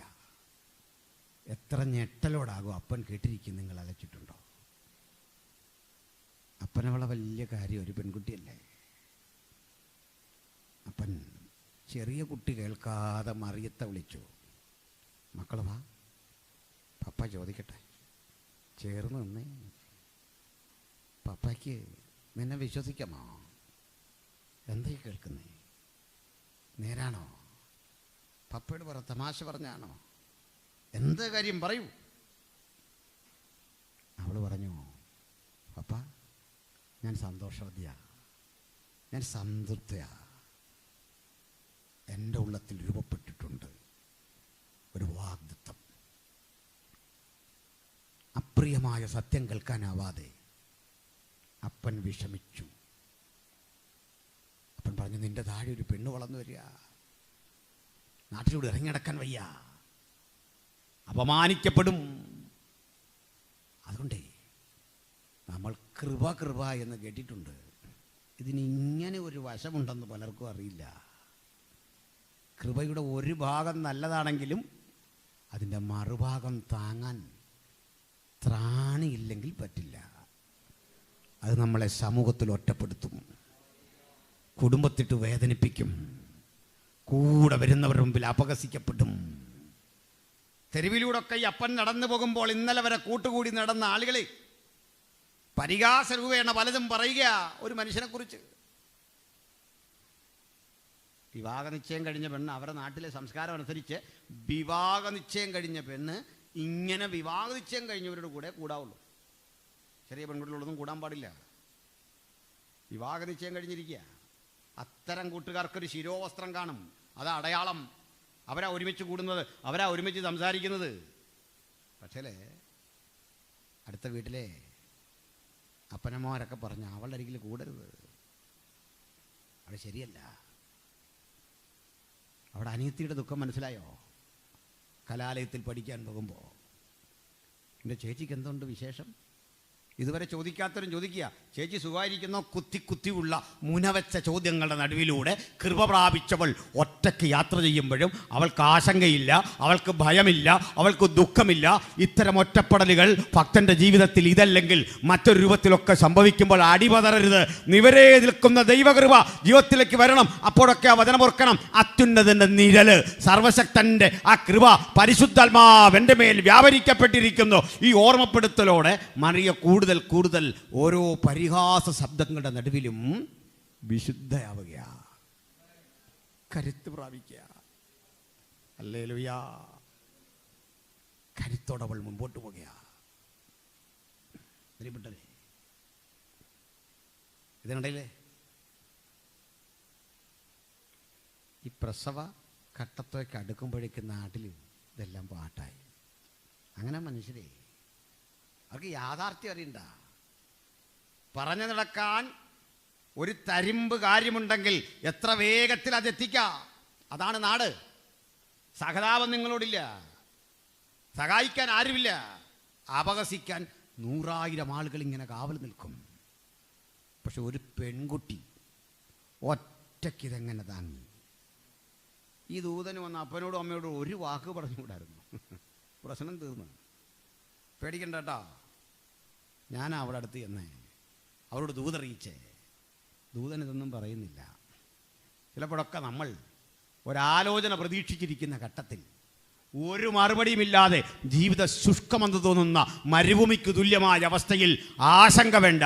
ഞാൻ പ്രാപിച്ചതെന്തോ അതിനെ കടഞ്ഞെടുത്ത് ഏറ്റവും കൊള്ളാകുന്നതാക്കി മാറ്റാൻ 100,000 പ്രതിസന്ധികൾക്കകത്തിട്ട് അതിനെ രൂപപ്പെടുത്തി മിനുക്കി ആയുധമാക്കി അതിനെ ആവനാഴിൽ ഒളിപ്പിച്ചു വെച്ചിട്ട് തത്സമയം വരുമ്പോൾ എഴുത്ത് പ്രയോഗിക്കത്തക്ക വിധം ആ ദൂതിന് ശക്തി വരാൻ ചിലപ്പോൾ നിങ്ങൾ ഒറ്റപ്പെട്ടു പോയേക്കാം. അത് നിങ്ങളെ എടുത്തെറിഞ്ഞേക്കാം. അത് നിങ്ങളെ പ്രതികൂലത്തിൻ്റെ മുൾമുനയിൽ കൊണ്ട് നിർത്തിയേക്കാം. വീട്ടിലും നാട്ടിലുമൊക്കെ ഒറ്റപ്പെടാം. ഹല്ലേലൂയ. പക്ഷെ ഇവക്കൊരു ഒരു സത്യസന്ധമായ ആലോചനയ്ക്ക് അനുബന്ധമായ ഒരു ആലോചന കിട്ടിയിരുന്നു. എന്താണെന്ന് അറിയണ്ടേ? നിന്റെ ചാർച്ചക്കാരി എലിസബത്ത് ഉണ്ടല്ലോ, അവരെന്താ 6 മാസം കൂടി ഈ കുട്ടിയേക്കാൾ പ്രായമുള്ള കുഞ്ഞിനെ ഗർഭം ധരിച്ചിട്ടുണ്ട്. ഇവർ തമ്മിൽ കണ്ടുമുട്ടുന്നുണ്ട് അടുത്ത അധ്യായത്തിൽ. ആ കണ്ടുമുട്ടൽ മറിയയ്ക്ക് കൊടുത്ത ആശ്വാസം എത്ര വലുതാ. മറിയത്തെ കണ്ടിട്ട് പറയാ, ഇതാ എൻ്റെ കർത്താവിൻ്റെ അമ്മ. ഹല്ലേലൂയ. അവ പരസ്പരം കണ്ടപ്പോൾ പറയാ, ആ കാഴ്ചയിൽ എൻ്റെ ഉള്ളത്തിൽ രൂപപ്പെട്ട കുഞ്ഞ്, ആ പിള്ള ആനന്ദം കൊണ്ട് തുള്ളി. ആർക്കും അറിയാത്ത ചില ഉത്തരങ്ങൾ തമ്പുരാൻ കരുതി വെച്ചിട്ടുണ്ട്. ലോകത്തിന് മനസ്സിലാക്കാത്ത ചില ഉത്തരങ്ങൾ, ലോകത്തൊരുത്തനും പിടികിട്ടാത്ത ചില ഉത്തരങ്ങൾ, ലോകത്താർക്കും ഇതുവരെ വെളിപ്പെടുത്തി കൊടുക്കാത്ത ചില ആശയങ്ങൾ, ചിന്തകൾ, അതിൻ്റെ വഴിയിലൂടെ നടന്ന് ഞാനിങ്ങനെ പോകുമ്പോൾ നമുക്ക് തോന്നും എൻ്റെ ജീവിതം ഇത്രയും അത്ഭുതങ്ങളുടെ വഴിയിലൂടെ കൊണ്ടുപോകുന്ന, നിന്നെ തിരസ്കരിക്കാൻ ഇടവരാത്ത വിധത്തിൽ എൻ്റെ ശിഷ്ടമുള്ള ജീവിതം ആനന്ദനിർഭരമാക്കണമെന്ന് ആർക്കാണ് പ്രാർത്ഥിക്കാൻ സാധിക്കുക? നിരാശപ്പെട്ട് തകർന്ന് പൊടിഞ്ഞു കിടക്കുന്ന അവസ്ഥയിൽ നിന്ന് നമ്മെ കരുത്തരാക്കുന്നൊരു ദൈവം ഉണ്ടെന്ന് ഓർത്തോണം. ഹല്ലേലൂയ. ധൈര്യപ്പെട്ടിരുന്നാട്ടെ ദൈവത്തിൻ്റെ മക്കൾ. പ്രിയപ്പെട്ടവരെ, ഇങ്ങനെയുള്ള ഘട്ടത്തിൽ അടുത്ത പ്രതിസന്ധിയാണ് വരുന്നത്. നല്ലൊരു മനുഷ്യനായിരുന്നു വിവാഹം നിശ്ചയിച്ച യോസഫ്. ഇസ്രായേലിലെ രീതി അനുസരിച്ച് വിവാഹം നിശ്ചയിച്ചു കഴിഞ്ഞാൽ പിന്നെ ഈ പെണ്ണും വീടും തമ്മിൽ വലിയ ബന്ധമൊന്നുമില്ല.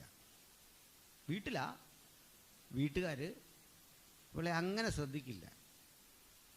എന്താണെന്നറിയണ്ടേ? കാന്തനും കാന്തൻ്റെ പിതാവും കൂടെ ആലോചിച്ച് എത്രയും പെട്ടെന്ന് ഈ കല്യാണം നടത്തണം.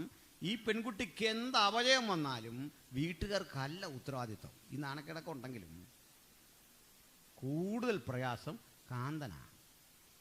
എന്തെങ്കിലും ചോദിച്ചു വന്നാൽ ഇദ്ദേഹം വീട്ടുകാർ പറയും, നിനക്കേ ഞാൻ ചെറുപ്രായത്തിൽ തന്ന പെണ്ണാ നിശ്ചയിച്ച്, നീ എന്താ കൊണ്ടുവന്നേ? അപ്പം കുറ്റവാറായിട്ട് വരും കാന്തൻ്റെ. അതുകൊണ്ട് യോസേഫ് ലോകാപവാദ അവൾക്ക് വരുത്തണ്ട എന്ന് ചിന്തിച്ച് ഗൂഢമായി ഉപേക്ഷിക്കാൻ പദ്ധതിയിട്ടുന്നു. ആരും അറിയാതെ ഒഴിവാക്കണം, അതിന് പദ്ധതിയിട്ടു. പദ്ധതിയൊക്കെ കൊള്ളാം. ദൂതൻ അന്ന് ഇടപെട്ടു. ഇവിടെ വലിയൊരു ദൈവപ്രവൃത്തി ദൈവമക്കൾ കണ്ട് തിരിച്ചറിയണം. ആ വലിയ പ്രവൃത്തി എന്താണെന്നറിയണ്ടേ? ദൂതൻ അവിടെ ചെന്നിട്ട് യോസേഫിനോട് പറയുക, നിന്റെ ഭാര്യയായ മറിയം, നിശ്ചയിച്ച മറിയൊന്നല്ല, എൻ്റെ ഭാര്യയായ മറിയത്തെ ചേർത്ത് കൊള്ളാൻ ആശങ്ക വേണ്ട, ശങ്കിക്കണ്ട. അവളിൽ ഉൽപ്പാദിതമായത് പരിശുദ്ധാത്മാവിനാലാകുന്നു. Divine attestation. ഈ പുത്രൻ ജനിക്കുന്നത് എങ്ങനെയാണെന്ന് പറയുക. എങ്കിലും നാണക്കേട് നിമിത്തം യോസേഫിന് പറയാമല്ലോ, സംഗതിയൊക്കെ ശരിയാ, കൃപയൊക്കെ കൊള്ളാം, എനിക്ക് റിസ്ക് എടുക്കാൻ വയ്യ. നമ്മളൊക്കെ അങ്ങനെ. അപ്പോൾ ഒരു കാര്യം മനസ്സിലായിക്കോ, റിസ്ക് എടുക്കാൻ കഴിയാത്തവർക്ക് കൃപ ആസ്വദിക്കാൻ പറ്റില്ല. അത് കട്ടിപ്പണിയാണ്. പെട്ടകം ചുമക്കണമെങ്കിൽ നിയമമുണ്ട്, അത് പാലിക്കാത്തവനത് എടുക്കാൻ പറ്റില്ല. അതവന് ശാപമായ അടിയായി കിട്ടും. അതിനൊക്കെ കാരണമുണ്ട്. നമ്മളിന്ന് സമൂഹത്തിലേക്ക് നോക്കിക്കഴിഞ്ഞാൽ മനുഷ്യരെല്ലാം ഇങ്ങനൊരു വെപ്രാളത്തിലാണ്. ഇലക്ഷൻ വരിക, എന്തെല്ലാം കാര്യങ്ങളാണ് പറയുന്നത്. അവരനെ അട്ടിമറിക്കാനുള്ള വഴികൾ, കുറുക്കു വഴികൾ, എന്തെല്ലാം പരിപാടി. ഇതെല്ലാം മനുഷ്യനെ തിരിച്ചടിക്കുന്നൊരു ഘട്ടമുണ്ടെന്ന് അറിയുന്നില്ല. ചിലക്കത് അറിയാവുന്ന പ്രയാസമാണ് അല്ലേ? പറയാം, വ്യക്തമാക്കാനുണ്ട്. നിങ്ങൾ വിശ്വസിക്കാത്ത പ്രമുഖനായ ഒരു രാഷ്ട്രീയക്കാരൻ്റെ ഗുണ്ടയുടെ ശവടക്കം നടത്തിയിട്ടുണ്ട്. പേഴ്സണലി ചോദിച്ചാൽ പറഞ്ഞുതരാം. അയാൾ ചെറുപ്പക്കാരനാ. ലോകത്തിലെ ഗുണ്ടകളുടെ മുഴുവൻ ഒരു ഗുണം പറയാം. ഗുണ്ടയ്ക്കൊരു ഗുണമുണ്ട്, അവൻ ആരോടും വൈരാഗ്യമില്ല. നമ്മളോടൊന്നും വൈരാഗ്യമില്ല. വരുന്നു, അയാളുടെ പണി ചെയ്യുന്നു, തിരിച്ചു പോകുന്നു. അല്ല, അവന് നമ്മളെന്താണെന്നൊരു പിടിയില്ല. ഇന്നുവരെ ഒരു ഗുണ്ടയ്ക്ക് ഇത് എന്തിനു ചെയ്യുന്നൊരു പിടിയില്ല. അവൻ്റെ ആ ആളിൻ്റെ ഐഡൻറ്റിറ്റി എല്ലാം പറഞ്ഞു. ഇന്നോലിരിക്കും ആൾ, ഇന്നടുത്ത് കാണും. അവൻ വന്ന് നമ്മളെ തട്ടിയേച്ച് അവനങ്ങ് പോകുന്നു. നാളെ നമ്മൾ പറഞ്ഞാലും അവനിതൊക്കെ തന്നെ ചെയ്യും. പറഞ്ഞൊത്ത പൈസ കൊടുത്താൽ അവൻ്റെ പണിയാണ്. അപ്പോൾ ഈ മനുഷ്യനെ ഞാൻ രോഗക്കിടക്കെ കാണാൻ ചെന്നു. ഗുണ്ടയായതുകൊണ്ട് തിരിച്ചും കിട്ടുമല്ലോ. അടിയെങ്ങാണ്ട് മാറിക്കൊണ്ട് അയാൾ അവശനായി. ശരീരത്തിന് ഭയങ്കര പ്രശ്നം. അവൻ ഒത്തിരി പേരെ ആക്രമിച്ചിട്ടുണ്ട് ക്രൂരമായിട്ട്. കാണാൻ ചെന്നു. അല്പം സൂക്ഷിച്ചൊക്കെ പറയാന്നുണ്ടെങ്കിൽ അദ്ദേഹം പൊട്ടിക്കരയാൻ തുടങ്ങി. എന്താ പ്രശ്നം? എന്താ? രോഗമൊക്കെ മാറി, പക്ഷെ പ്രശ്നം എന്താണെന്നറിയണ്ടേ? കണ്ണങ്ങോട്ട് അടയ്ക്കുമ്പോൾ ഒരു കാഴ്ച. അദ്ദേഹം ആരോ വെട്ടാൻ ഒരുമ്പെട്ടിയില്ല. ആ വെട്ടാൻ ഒരുമ്പെടുന്ന മനുഷ്യൻ കൈകൂപ്പി പറയുക, കൊല്ലരുതേ. പക്ഷെ വെട്ടി. അന്ന് മരിച്ചില്ല. കുറേ നാൾ കഴിഞ്ഞ് ആൾ മരിച്ചുപോയി. കണ്ണടയ്ക്കുമ്പോഴേക്ക് ഈ മനുഷ്യൻ കൊല്ലരുതേ എന്ന് പറയുന്ന ശബ്ദമല്ല, ഇതെല്ലാം ക്ഷമിച്ചിട്ട് ചിരിച്ചുകൊണ്ട് മുമ്പിൽ നിൽക്കുക. എങ്ങോട്ട് തിരിഞ്ഞാലും ഈ കാഴ്ചയാണ്. ഉറങ്ങാൻ വയ്യ, സ്വപ്നങ്ങളാൽ അരട്ടുന്നു. അത് ഉപദ്രവിച്ച മനുഷ്യരെല്ലാം വന്നിങ്ങനെ നിൽക്കുന്നു. തൊട്ട് മുമ്പിൽ നിൽക്കുക. പാപത്തിൻ്റെ ശക്തി എത്ര വലുതാന്നോർത്തേ. ഒറ്റപ്പെടുന്ന ജീവിതത്തിൻ്റെ ഏകാന്തതയിൽ നമ്മുടെ തിന്മകൾ ഇങ്ങനെ നിന്ന് വെല്ലുവിളിക്കും. അന്ന് മനസ്സിലാകും ഞാൻ എത്ര ശൂന്യനാണ്, ഞാൻ എത്ര നിസാരനാണ്. കൈക്കൂലി വാങ്ങുന്ന ഉദ്യോഗസ്ഥനും അനീതി കാണിക്കുന്ന രാഷ്ട്രീയക്കാരനും അധികാരം പിടിച്ചെടുക്കാൻ ശ്രമിക്കുന്നവനും ഒക്കെ ആ അന്ത്യനിമിഷത്തിൽ ഒരാളും ഉണ്ടാവില്ല കൂടെ. നമ്മൾ ചെന്നാൽ നിസ്സഹായര. കാരണം ഇവൻ്റെ സ്വപ്നം നമുക്കെങ്ങനെ തടയാൻ പറ്റും? അതിന് മരുന്നൊന്നുമില്ലല്ലോ. സാധാരണഗതിയിൽ അസ്വസ്ഥത ജനിക്കുന്ന ഒരു മനുഷ്യനെ സെഡേഷൻ കൊടുക്കാണ് പതിവെങ്കിൽ ആ അവസ്ഥയിലേക്ക് എത്തിച്ചാലും ഭീകരമാ. പിന്നെ കാണുന്ന സ്വപ്നങ്ങൾ, ദർശനങ്ങൾ അത് ഭീകരമാ. അതിഭീകരമായ ആ കാലാവസ്ഥ മനുഷ്യജീവിതത്തെ ദുരന്തങ്ങളുടെ നടുക്കടലിൽ കൊണ്ടിടുമ്പോൾ ഭക്തൻ പറയാ, ഞാനോ സമാധാനത്തോടെ കുഴന്നുറങ്ങും. നീയല്ലോ യഹോവേ എന്നെ നിർഭയം വസിക്കുമാറാക്കുന്നത്. കണ്ട് പേടിക്കണ്ടെന്നേ. നമുക്കിതിനെല്ലാം ഒന്ന് കുടഞ്ഞു കളഞ്ഞ് ഒന്ന് ശക്തിപ്പെടണം. ഇന്ന് രാത്രി ഒരു ദൈവകൃപ നമ്മളിലൊന്ന് വസിക്കണം. ഹല്ലേലൂയ. നമ്മുടെ ഉള്ളിൽ എവിടെയോ രൂപപ്പെട്ട് കിടക്കുന്ന ഒറ്റപ്പെട്ട ഇത്തരം പാപത്തിൻ്റെ കുടിലമായ ഓർമ്മപ്പെടുത്തലുകളെ തട്ടിമാറ്റി സ്വയം ഒന്ന് ശുദ്ധീകരിക്കപ്പെട്ട് നസ്രകനായ യേശുവിൻ പുണ്യാക രക്തത്താൽ ഒരിക്കൽ കൂടി ഒന്ന് ശുദ്ധീകരിക്കപ്പെട്ട് സംശുദ്ധ ഹൃദയത്തിൻ്റെ ഉടമകളായി മാറിക്കൊണ്ട് ദൈവത്തിൻ്റെ ആ ഉണർവിനെ ഏറ്റെടുക്കാൻ കഴിയുന്ന ഒരവസ്ഥാവിശേഷം സംജാതമാകണം. അല്ലാതെ പാട്ടും കൊട്ടും നൃത്തവും മാത്രം പോരാ, നമുക്കൊരു ശുദ്ധീകരണം. പ്രസംഗിക്കുന്ന എനിക്കും കേൾക്കുന്ന നിങ്ങൾക്കും സഭയൊന്നടങ്കം ശുദ്ധീകരിക്കപ്പെടാൻ ആരാണ് ഹൃദയത്തെ ഏൽപ്പിച്ചു കൊടുക്കുന്നത്? അവർക്ക് വേണ്ടി ഇടപെടുന്ന ഒരു മഹാദൈവം നമ്മുടെ മധ്യത്തിൽ വന്നിട്ടുണ്ട്. ആ ദൈവം വന്ന യോസേഫിനോട് പറയുക, മുൻവിധികൾ കള, നീ മനസ്സിൽ ചിന്തിച്ചതൊക്കെ കള, അതിനെ മുഴുവൻ മായ്ച്ചു കള. നീയേ നിനക്ക് വേണ്ടിയുള്ളവനല്ല, ദൈവത്തിന് വേണ്ടിയുള്ളവനാ. ഇന്ന് നീ സഹിക്കുന്ന അപമാനത്തിന് ഒരർത്ഥമുള്ള കാലം വരുന്നുണ്ട്. ഇന്ന് നീ അനുഭവിക്കുന്ന വ്യഥകൾക്കും ഒറ്റപ്പെടലുകൾക്കുമൊക്കെ സമൂഹം നിന്നെ അംഗീകരിക്കുന്ന ഒരു കാലം വരുന്നുണ്ട്. മറിയ പറഞ്ഞില്ലേ, ഇന്നു മുതൽ തലമുറകൾ എന്നെ ഭാഗ്യവതി എന്ന് വാഴ്ത്തും. ഭാഗ്യവതി എന്ന് വാഴ്ത്താൻ സമർപ്പണം ചെയ്തവൾക്ക് പിറ്റേന്ന് മുതൽ കാത്തിരുന്നത് പ്രതിസന്ധിയുടെ ആഴങ്ങളാണെങ്കിൽ ആ പ്രതിസന്ധികൾ കണ്ടിട്ടൊക്കെ ഭക്തൻ തിരിച്ചറിയണം, ഇവയൊന്നിനാലും ഞാൻ പരാജയപ്പെടുകയില്ല.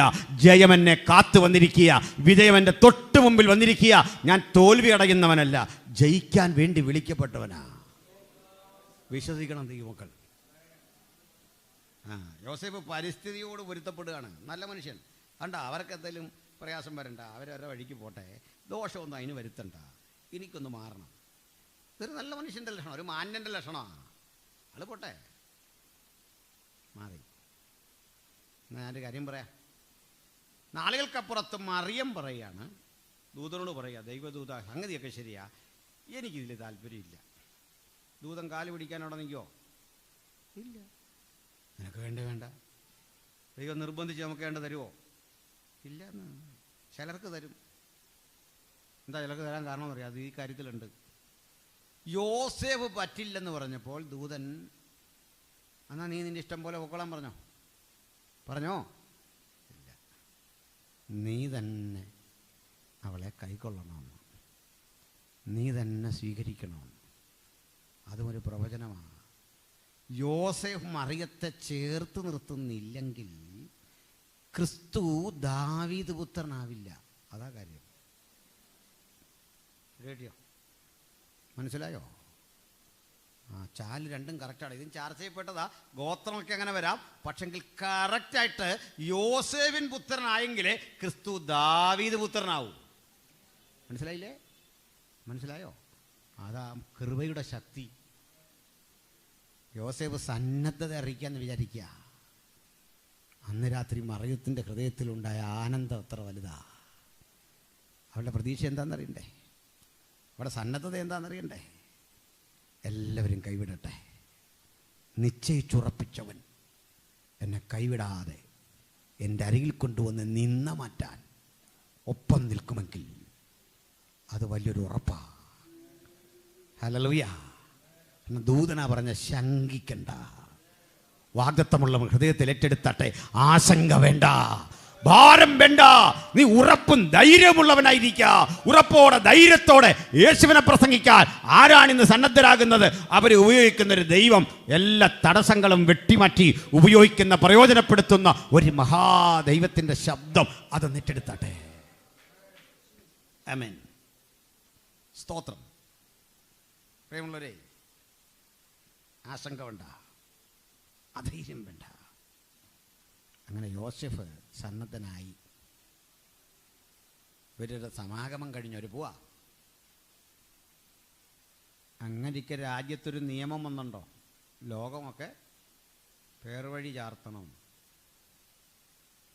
നമ്മുടെ പേരുകൊണ്ട് രജിസ്റ്റർ ചെയ്യണം.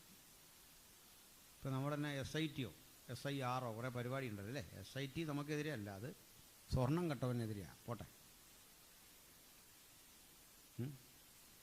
നമുക്കെതിരെ സകല ആൾക്കാരും പൗരന്മാരാണോ എന്നറിയാൻ വേണ്ടി അല്ലേ? നിങ്ങളുടെ ഒരാൾ പറയും, ഇപ്പോൾ എനിക്ക് അതിനകത്ത് താല്പര്യമൊന്നുമില്ല. താല്പര്യമില്ലേ ഒറ്റ കുഴപ്പമുള്ളൂ. ഗവൺമെൻറ്റും തമ്മിലുള്ള ബന്ധം സുഗമമാവില്ലെന്നുള്ളത്. കൊല്ലാനൊന്നും പോകുന്നില്ല. കൊല്ലുമോ? കൊല്ലില്ല. ഞാൻ പുതിയൊരു പഞ്ചായത്തിലേക്ക് മാറി. അപ്പോൾ ഈ പേരൊക്കെ കൊടുത്തു. പേര് കൊടുത്തു കഴിഞ്ഞാൽ അവിടുന്ന് ഇങ്ങോട്ട് വരണം, അങ്ങനെ വരണം. എനിക്ക് വലിയ നിർബന്ധമില്ല.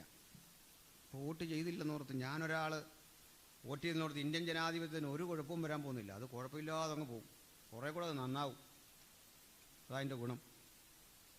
പിടിയോ? ഞാനൊരാൾ വോട്ട് ചെയ്തില്ലെന്നോർത്ത് ഇന്ത്യൻ ജനാധിപത്യത്തിന് വല്ലതും സംഭവിക്കുമോ? ഒന്നും സംഭവിക്കില്ല. ഞാൻ വരുന്നില്ല. പിന്നെ അവർ വീട്ടിൽ വന്നു. ഇതുപോലെ ഒരു കേസ് വന്നായിരുന്നു എനിക്ക്. ഇന്നലെ ഒരു കേസ് തള്ളിക്കളഞ്ഞു. അത് തള്ളിക്കളഞ്ഞ് ഞാൻ പോകാതെ വന്നപ്പോൾ തള്ളുകയായിരുന്നു. എന്താണെന്ന് വെച്ചാൽ, ഞാൻ വിദ്വേഷ പ്രസംഗം നടത്തിയെന്നും പറഞ്ഞ് വണ്ടമ്മേട് പോലീസ് ഒരു കേസ്. എന്നിട്ട് അവിടെ ചെന്ന പാസുമാരോട് പറയുക എന്നെ കൂട്ടിക്കൊണ്ട് വരാൻ. അപ്പോൾ ആ പാസുമാരെന്നെ വിളിച്ചിട്ട് പറഞ്ഞു അങ്ങോട്ട് ചെല്ലാൻ പറഞ്ഞു. ഞാൻ ചോദിച്ചാൽ നിങ്ങൾക്ക് യൂണിഫോം ഒന്നും ഇല്ലല്ലോ, ഞാൻ നിങ്ങളുടെ കൂടെ എങ്ങനെയാണ് വരുന്നത്? നിങ്ങളാരാ? നിങ്ങൾക്കുള്ള IPCയുടെ കാർഡല്ലേ? അതുകൊണ്ട് ഞാൻ കുമ്പനാട് വന്നാൽ പോലെ. അങ്ങോട്ട് വിളിച്ചാൽ വരണം. പോലീസ് സ്റ്റേഷനിൽ എന്തിനാണ് വരുന്നത്? പോലീസ് സ്റ്റേഷനിൽ ചെല്ലാൻ ആര് വിളിക്കണം? പോലീസ് വിളിക്കണം. അതിനാ പോലീസിന് ഫോണുള്ളേ അല്ലേ? പോലീസിൻ്റെ ഇരിക്കുന്ന ഫോൺ ആര് കാശ് കൊടുത്ത് മേടിച്ചാന്നറിയോ? നമ്മൾ കാശ് കൊടുത്തിട്ട് നികുതി വിളിക്കാനുള്ള അത് അങ്ങനല്ലേ? അങ്ങനെ വിളിച്ചാൽ ഉടനെ നമ്മൾ റെക്കോർഡ് ചെയ്യണം എന്ന് പറഞ്ഞേക്കണം. സാറേ ഞാൻ റെക്കോർഡ് ചെയ്യുന്നുണ്ട്. അപ്പോൾ വിഷയമൊന്നുമില്ല, പിന്നെ ചീത്തയൊന്നും വരികയില്ല. ഇന്നൊരു വിഷയമുണ്ടെന്ന് അവർ പറയട്ടെ. അവരോട്ട് വിളിക്കുകയില്ല. പറഞ്ഞ് ലാസ്റ്റ് വിളി വന്നപ്പോൾ ഞാൻ പറഞ്ഞു ഞാൻ എങ്ങും പോകാൻ തീരുമാനിച്ചിട്ടില്ല, ഇവിടെ തന്നെ ഉണ്ട്. ഇവിടെ വരണം, അറസ്റ്റ് ചെയ്തുകൊണ്ട് പോകൂ. ഈ ലൊക്കേഷൻ മാപ്പോട്ട് ഇട്ട് തരാം. ഞാനിവിടുന്ന് പോകില്ല. കാരണം സാറിന് ഈ കോടതിയിലൊക്കെ കേസ് വന്നാൽ നിങ്ങൾ കണ്ടിട്ടുണ്ടോ, ഈ നേതാക്കന്മാർക്കൊരു പണിയുണ്ട്. ആ കോടതിക്കകത്ത് ഇങ്ങനെ നിന്നേച്ച് തല കറങ്ങിയൊരു വീഴ്ച. ഒന്നുമില്ല. കോടതിക്കും അറിയാം, പോലീസിനും അറിയാം, ഡോക്ടർക്കും അറിയാം, ഇയാൾക്കും അറിയാം, ദൈവത്തിനും അറിയാം, പിശാചിനും അറിയാം. ഒരു കുഴപ്പമില്ല.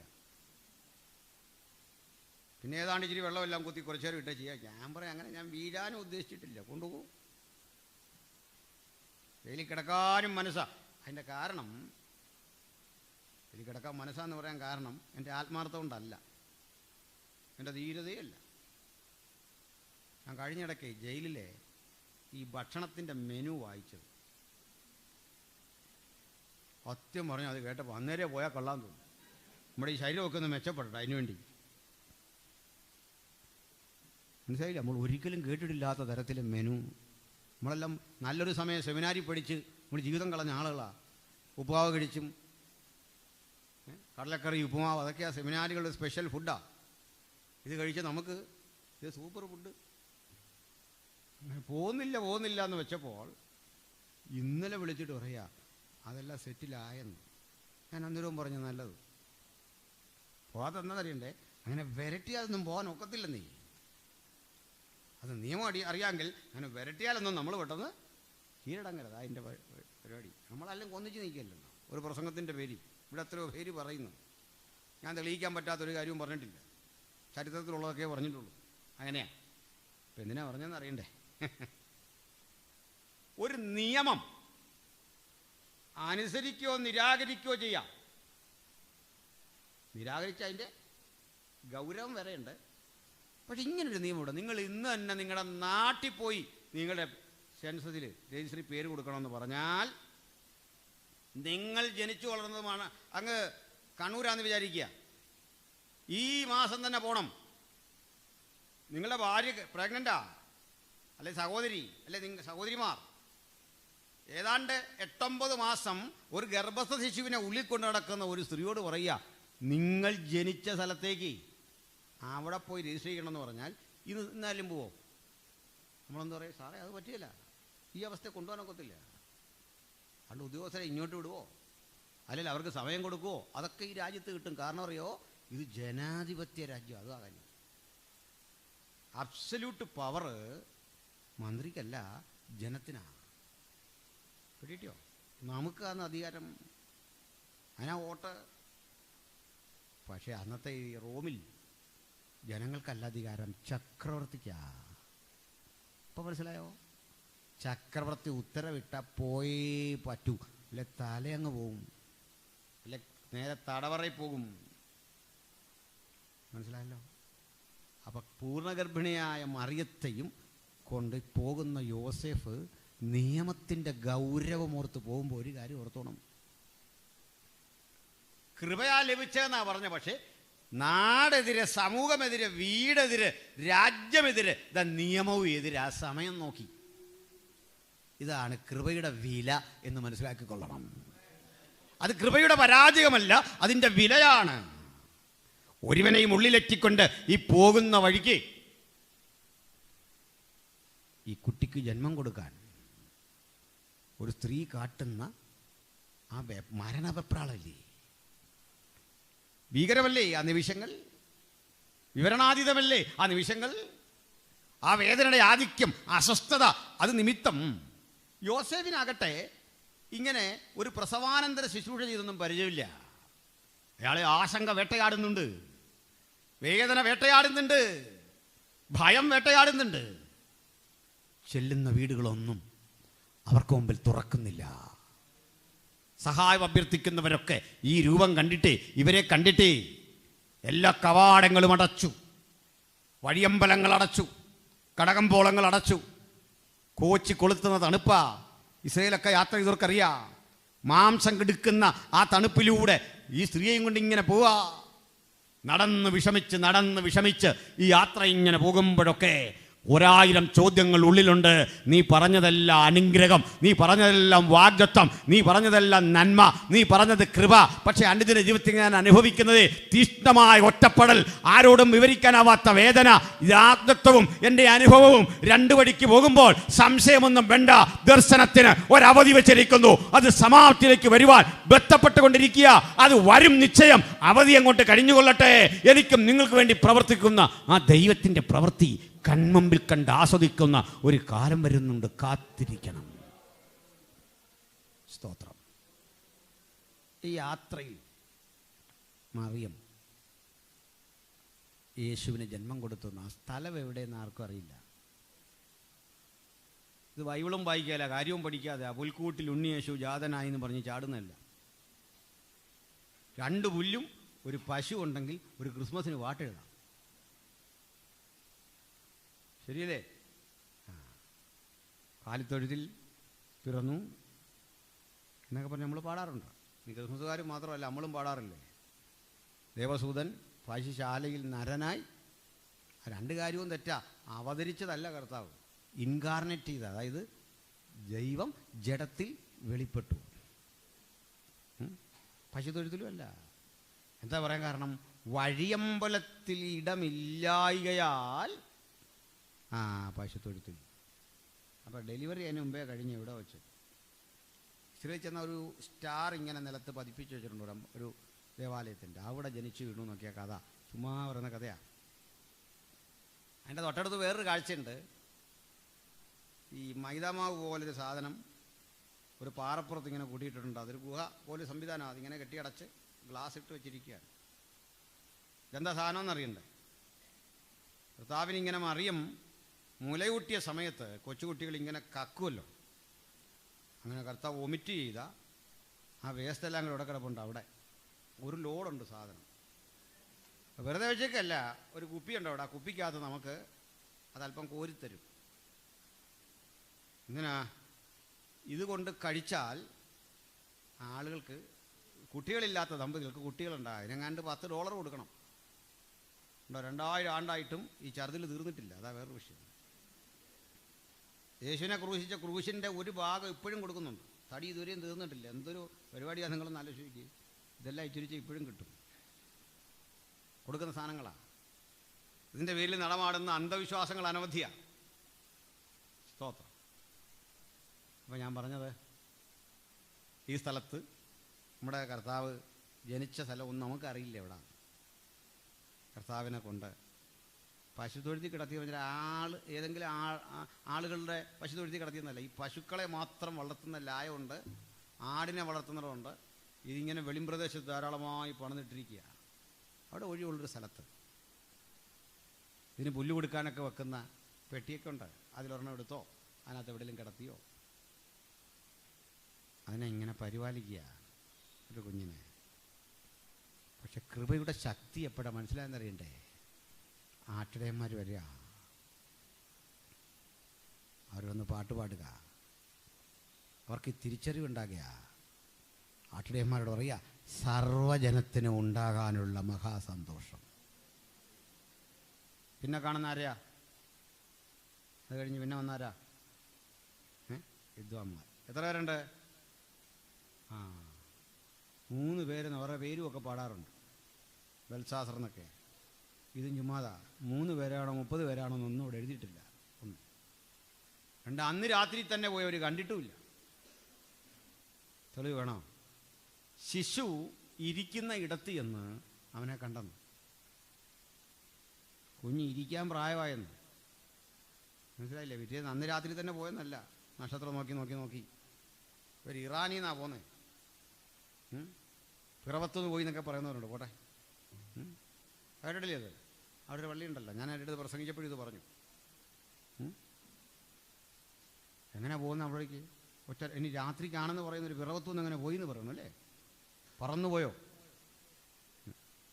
പോട്ടെ, എത്ര പേരുണ്ടെന്നില്ല. ഈ വിദ്വാൻമാർ വരുന്ന എവിടുന്ന? ഇറാനിയനാണ്. അന്ന് ഇവിടെ പ്രസക്തമല്ലാത്തതുകൊണ്ട് ഞാൻ അത്തരം വിശേഷങ്ങളിലേക്ക് പോകുന്നില്ല. ഏതായാലും പൊന്നും മൂരും കുന്തിരിക്കൊക്കെ ഒരു കാഴ്ച വെച്ചു. പക്ഷെ അവർക്കൊരു വിഷയം ഉണ്ടായിരുന്നു.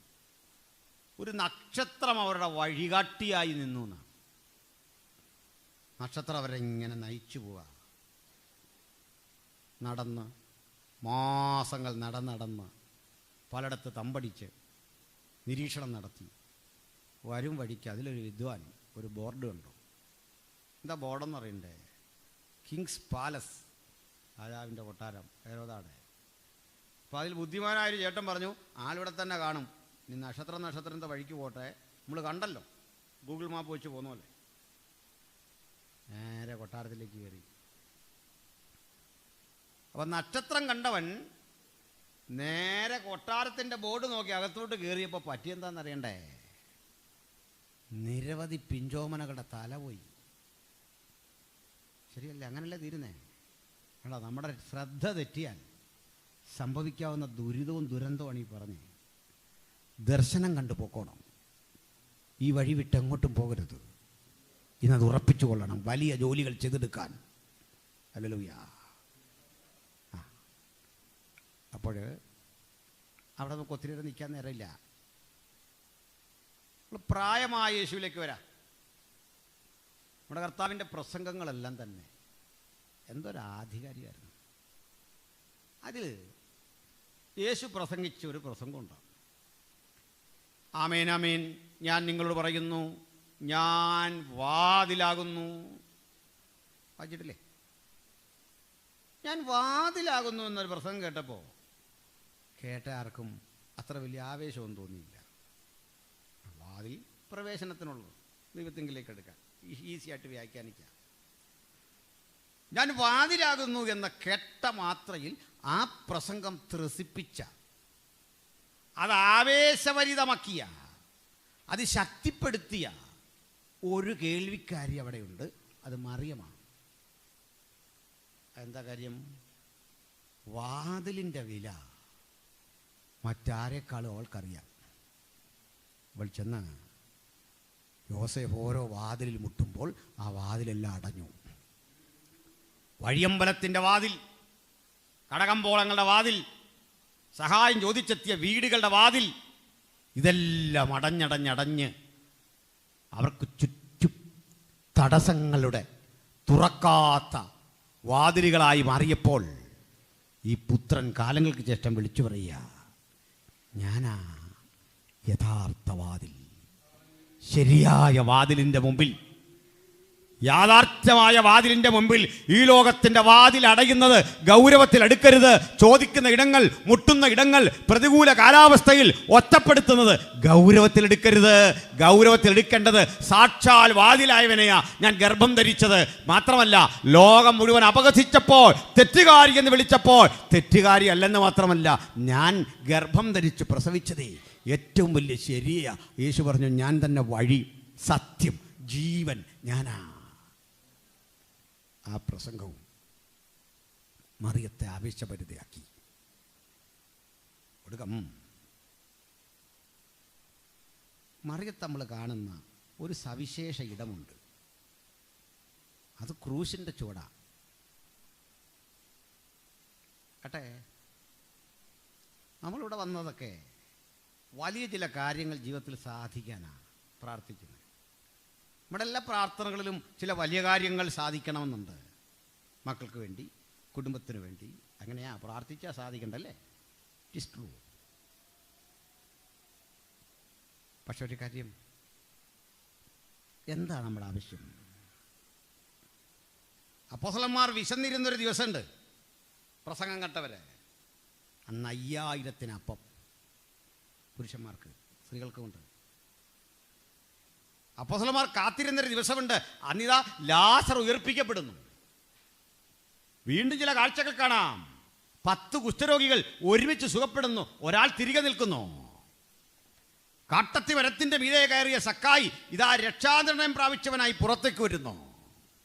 പാപക്ഷമ കിട്ടിയവൻ, രോഗം സൗഖ്യമായവൻ, ആശ്വാസം കിട്ടിയവൻ, ഉയർത്തെഴുന്നേറ്റവൻ, മരണം മാടി വിളിച്ചിട്ട് അവിടുന്ന് തിരികെ പിടിച്ച് കർത്താവ് കൊണ്ടുവന്നവൻ. അങ്ങനെ 1000കണക്കിന് മനുഷ്യരെ ഏറ്റുവാങ്ങിയ അനുഗ്രഹങ്ങളുടെ പരമ്പരയുണ്ട്.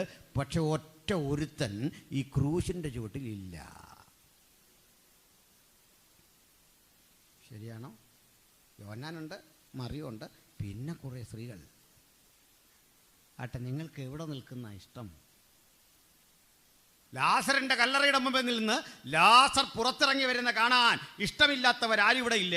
കടലിൽ മീതെ യേശു നടക്കുമ്പോൾ ആ കാഴ്ച കാണാൻ ഇഷ്ടമില്ലാത്തവരില്ല. 5 അപ്പം വാഴ്ത്തി നുറുക്കി നടുമ്പോൾ അത് കൊണ്ടു കൊടുക്കാനും അതിൻ്റെ ഒരു ഭാഗമാകാനും ആളുകൾ കാത്തിരിക്കുന്നെങ്കിൽ, സാക്ഷാൽ ജീവന്റെ അപ്പമായവൻ ഇതാ ക്രൂശിൽ പിടയുന്നു.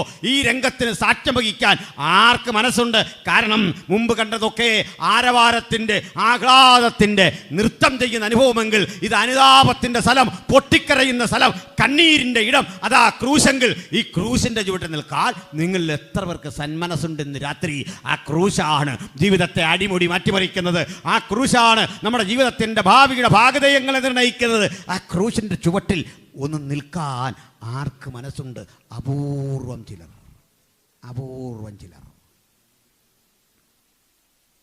അതുകൊണ്ട് ക്രിസ്ത്യ ജീവിതം എല്ലാവർക്കും പറ്റില്ല.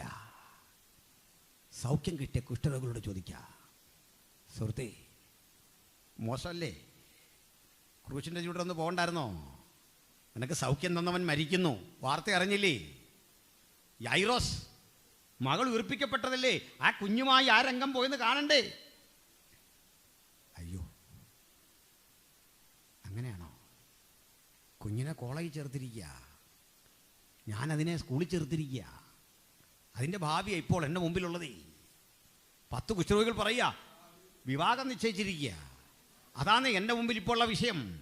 അപ്പം തിന്നവരൊക്കെ പറയുക, ഞങ്ങളേ പുതിയ ചില ഉത്തരവാദിത്തങ്ങൾ ഏറ്റെടുത്തിരിക്കുക.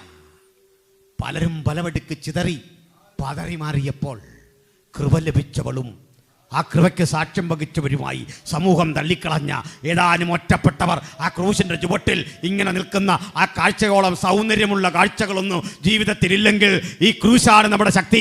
ആ ക്രൂശാണ് എന്നെയും നിങ്ങളെയും മാറ്റിമറിച്ചത്. ആ ക്രൂശിൻ്റെ ചുവട്ടിൽ നിൽക്കാനുള്ള ആർജവമാണ് ഉണർവിൻ്റെ വഴിത്താര. ആ ക്രൂശിൻ്റെ ചുവട്ടിൽ നിന്ന് നന്മ പ്രാപിക്കാൻ, അനുഗ്രഹം പ്രാപിക്കാൻ ആർക്കാണെന്ന് സാധിക്കുക? നമുക്ക് അവിടേക്കാണ് ചെല്ലേണ്ടത്. ഹല്ലേലൂയ. ഞാൻ നീട്ടണില്ല. ഇവരിങ്ങനെ നിൽക്കുമ്പോൾ കുറേ സ്ത്രീകളാണ്. അവർ പൊതുവെ ദുർബലരാണ്. ഇന്ന് ആളുകൾ ചോദിക്കാറുണ്ട്, ഈ സ്ത്രീകൾ പ്രസംഗിക്കാവോ എന്നൊക്കെ ചോദിക്കുന്ന ആൾക്കാരുണ്ട്. സ്ത്രീകൾ പ്രസംഗിക്കണം എന്ന അഭിപ്രായക്കാരനാണ് ഞാൻ. പക്ഷേ ഇപ്പോൾ ഉള്ള ഈ പ്രസംഗം എല്ലാം കളയണം ഇപ്പോഴത്തെ. കാരണം ഈ യൂട്യൂബിലൊക്കെ സ്ത്രീകളുടെ പ്രസംഗം ഒന്ന് കേൾക്കാമെന്ന് നോക്കുമ്പോൾ വഴക്കുണ്ടാകുന്ന പോലെ. കാര്യം പരസ്യമാകാം, പക്ഷേ ആരാണ്ടോട് വൈരാഗ്യപ്പെട്ട് പറയുന്ന പോലെ. ഞാൻ ചില പ്രസംഗം കൊണ്ട് ഈ പുള്ളിക്കാരിയൊക്കെ വീട്ടിലെന്ത് വരിക? ഈ തെരുവിൽ കിടന്ന് ഇത്രയും ബഹളമാണെങ്കിൽ സുവിശേഷ പറയുന്ന ഒരു മാർദ്ദവം ഇല്ല. ഇങ്ങനെ പറഞ്ഞുതരാ, ഈ സ്ത്രീക്ക് ദൈവം കൊടുത്ത ശബ്ദം സംഗീതാത്മക. അതാ ഹിന്ദി ടീച്ചർമാരും മിക്കവാറുമൊക്കെ സ്ത്രീകളാകും. സംഗീതാത്മക, മ്യൂസിക്കലാണ്. നിങ്ങൾ ഉണർവ് പ്രസംഗം പറയാൻ പോയാൽ ഏതാണ്ട് കിളി ചലയ്ക്കുന്നുള്ള തോന്നുകയല്ലാതെ ഒന്നും തിരിച്ചറിയാൻ പറ്റുകയില്ല. മനസ്സിലായില്ല? ഉണർവ് വന്നാൽ വന്നോട്ടെ, അത് ശബ്ദം കൊണ്ട് ഉണ്ടാക്കാതെ അത് തന്നെ വന്നോട്ടെ. ആവേശം വരുമ്പോൾ വന്നോട്ടെ. ഇത് ഏറ്റവും ഇസഡ് ആവേശം തന്നെയാണെന്നും മനസ്സിലാവില്ല. രണ്ടാമത്തെ വിഷയം, ഈ പ്രസംഗ വിഷയം ഒന്ന് മാറ്റണം. കാരണം ഈ രൂത്തും നവോമി കെങ്ക്രയാസഭയും ലേയും ആകാറും കേട്ടുകെട്ടങ്ങ് മടുത്തു. ലേഡി സമാജം ഒരു മീറ്റിംഗ് വെക്കും, അന്നൊരു ഗസ്റ്റ് വരും. അന്ന് വരുന്ന ആ ഗസ്റ്റിനെ കണ്ടിട്ടുണ്ടോ? ഇവർ അന്ന് മാത്രം ഇട്ടിരിക്കുന്ന ഉടുപ്പിൻ്റെ മീതെ ഒരു ഉടുപ്പൊക്കെ ഇട്ടിട്ട് അവിടെ ഇരിക്കുന്ന പെൺപിള്ളേരെല്ലാം എന്ന് കുറ്റം പറയുക. ചുരിദാറിട്ട് ഒത്തില്ല, പാൻറ്റിട്ട് ഒത്തില്ല. ഇതൊക്കെയല്ലേ കേൾക്കുന്നത്? ഇതാ ലേഡി സമാജം. നമുക്കൊന്ന് മാറ്റണം. നമുക്ക് വിരോധമായിപ്പോയോ? ഞാൻ കാര്യമാണ് പറയുന്നത്, ശ്രദ്ധിച്ച്. എനിക്ക് എൻ്റെ മുമ്പിൽ അതിനൊക്കെ ഞാൻ ചില കാഴ്ചപ്പാടുകൾ കണ്ടായി സംസാരിക്കുന്നത്. അതിനുവേണ്ടി ദൈവം അയച്ചിട്ടാ ഞാൻ ഈ വന്നെന്ന് വിശ്വസിക്കുന്നു. എന്താണെന്നൂടെ പറയാം. ഇവിടെ ഇംഗ്ലണ്ടിൽ ഒരു മനുഷ്യനുണ്ടായിരുന്നു. വിദ്യാഭ്യാസമൊന്നുമില്ല. വിദ്യാഭ്യാസം ഇല്ലെങ്കിലും നന്നായിട്ട് സ്വയപരിശ്രമം കൊണ്ട് പഠിക്കും. അങ്ങനെ തനിക്ക് കിട്ടിയൊരു ബൈബിള് വായിച്ചു പല ആവർത്തി വായിച്ചതങ്ങ് തെറവായി. നല്ല അറിവായി ബൈബിളിൽ. പക്ഷെ പ്രസംഗിക്കാനൊന്നും അറിവൊന്നുമില്ല. അദ്ദേഹത്തിൻ്റെ ജോലി എന്താണെന്നറിയണ്ടേ? ഷൂ ഉണ്ടാക്കുക. പട്ടാളക്കാർക്ക് ഷൂ ഉണ്ടാക്കുന്ന ജോലിയാണ്. അതീവ ശ്രദ്ധയോടെ വേണം. കാരണം ഒരു ഷൂ പാളിപ്പോയാൽ ഒരു കപ്പൽ നിറച്ചുള്ള സാധനം തിരിച്ചു വരും. അങ്ങനെയാ, ക്വാളിറ്റി ഉള്ള വേണം. അതിസൂക്ഷ്മമായ ജോലി. അപ്പോൾ ഇതിൽ ലെതറുകളെല്ലാം ഒത്തിരി മിച്ചം വരും, കട്ടിങ് വേസ്റ്റ് വരും. ഇത് ഈ കട്ടിങ് വേസ്റ്റ് വൃത്തിക്കെടുത്താൽ, ഇപ്പം ചിത്രമൊക്കെ വരയ്ക്കാൻ അറിയാം, ഇതേ ഒരു ഗ്ലോബ് ഉണ്ടാക്കി കട്ടിങ് വേസ്റ്റിൽ ഒട്ടിച്ചൊട്ടിച്ച് ഒരു ഭൂമിയുടെ ഗോളം ഉണ്ടാക്കി.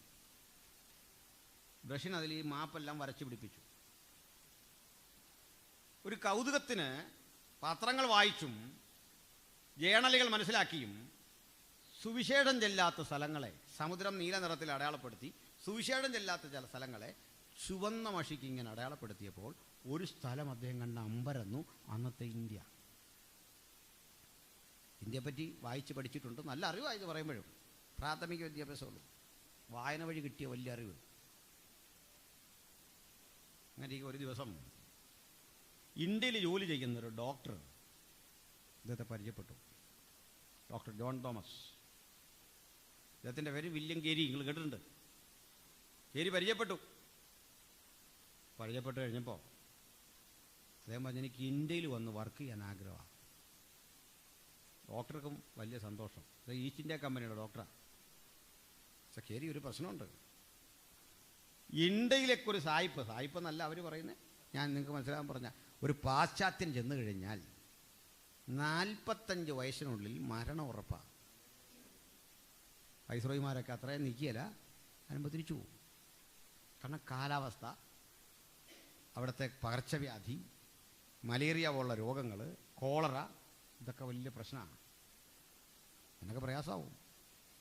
ഒത്തിരി നിരുത്സാഹപ്പെടുത്തിയെങ്കിലും കേരിയുടെ ആ ഉറപ്പ് കണ്ടിട്ട് അദ്ദേഹം പറഞ്ഞു, ഞാൻ എല്ലാം അറേഞ്ച് ചെയ്യാം. ഒരു അപകടമുണ്ട്. ഈസ്റ്റ് ഇന്ത്യ കമ്പനി മിഷണറിമാർക്ക് ഇത് കൊടുക്കില്ല, വിസ കൊടുക്കില്ല ഇന്ത്യയിൽ വരാൻ. പിന്നെ ഒരു വഴിയുണ്ട്, വിസ ഇല്ലാതെ പോകാം. കപ്പലിലെ ക്യാപ്റ്റൻ എൻ്റെ സുഹൃത്താണ്, നിന്നെ അതിൽ കയറ്റി അവിടെ ഇറക്കും, പേടിക്കണ്ട, റെഡി ആയിക്കോ. 4 മക്കളാ. അപ്പോൾ 3 മക്കൾ.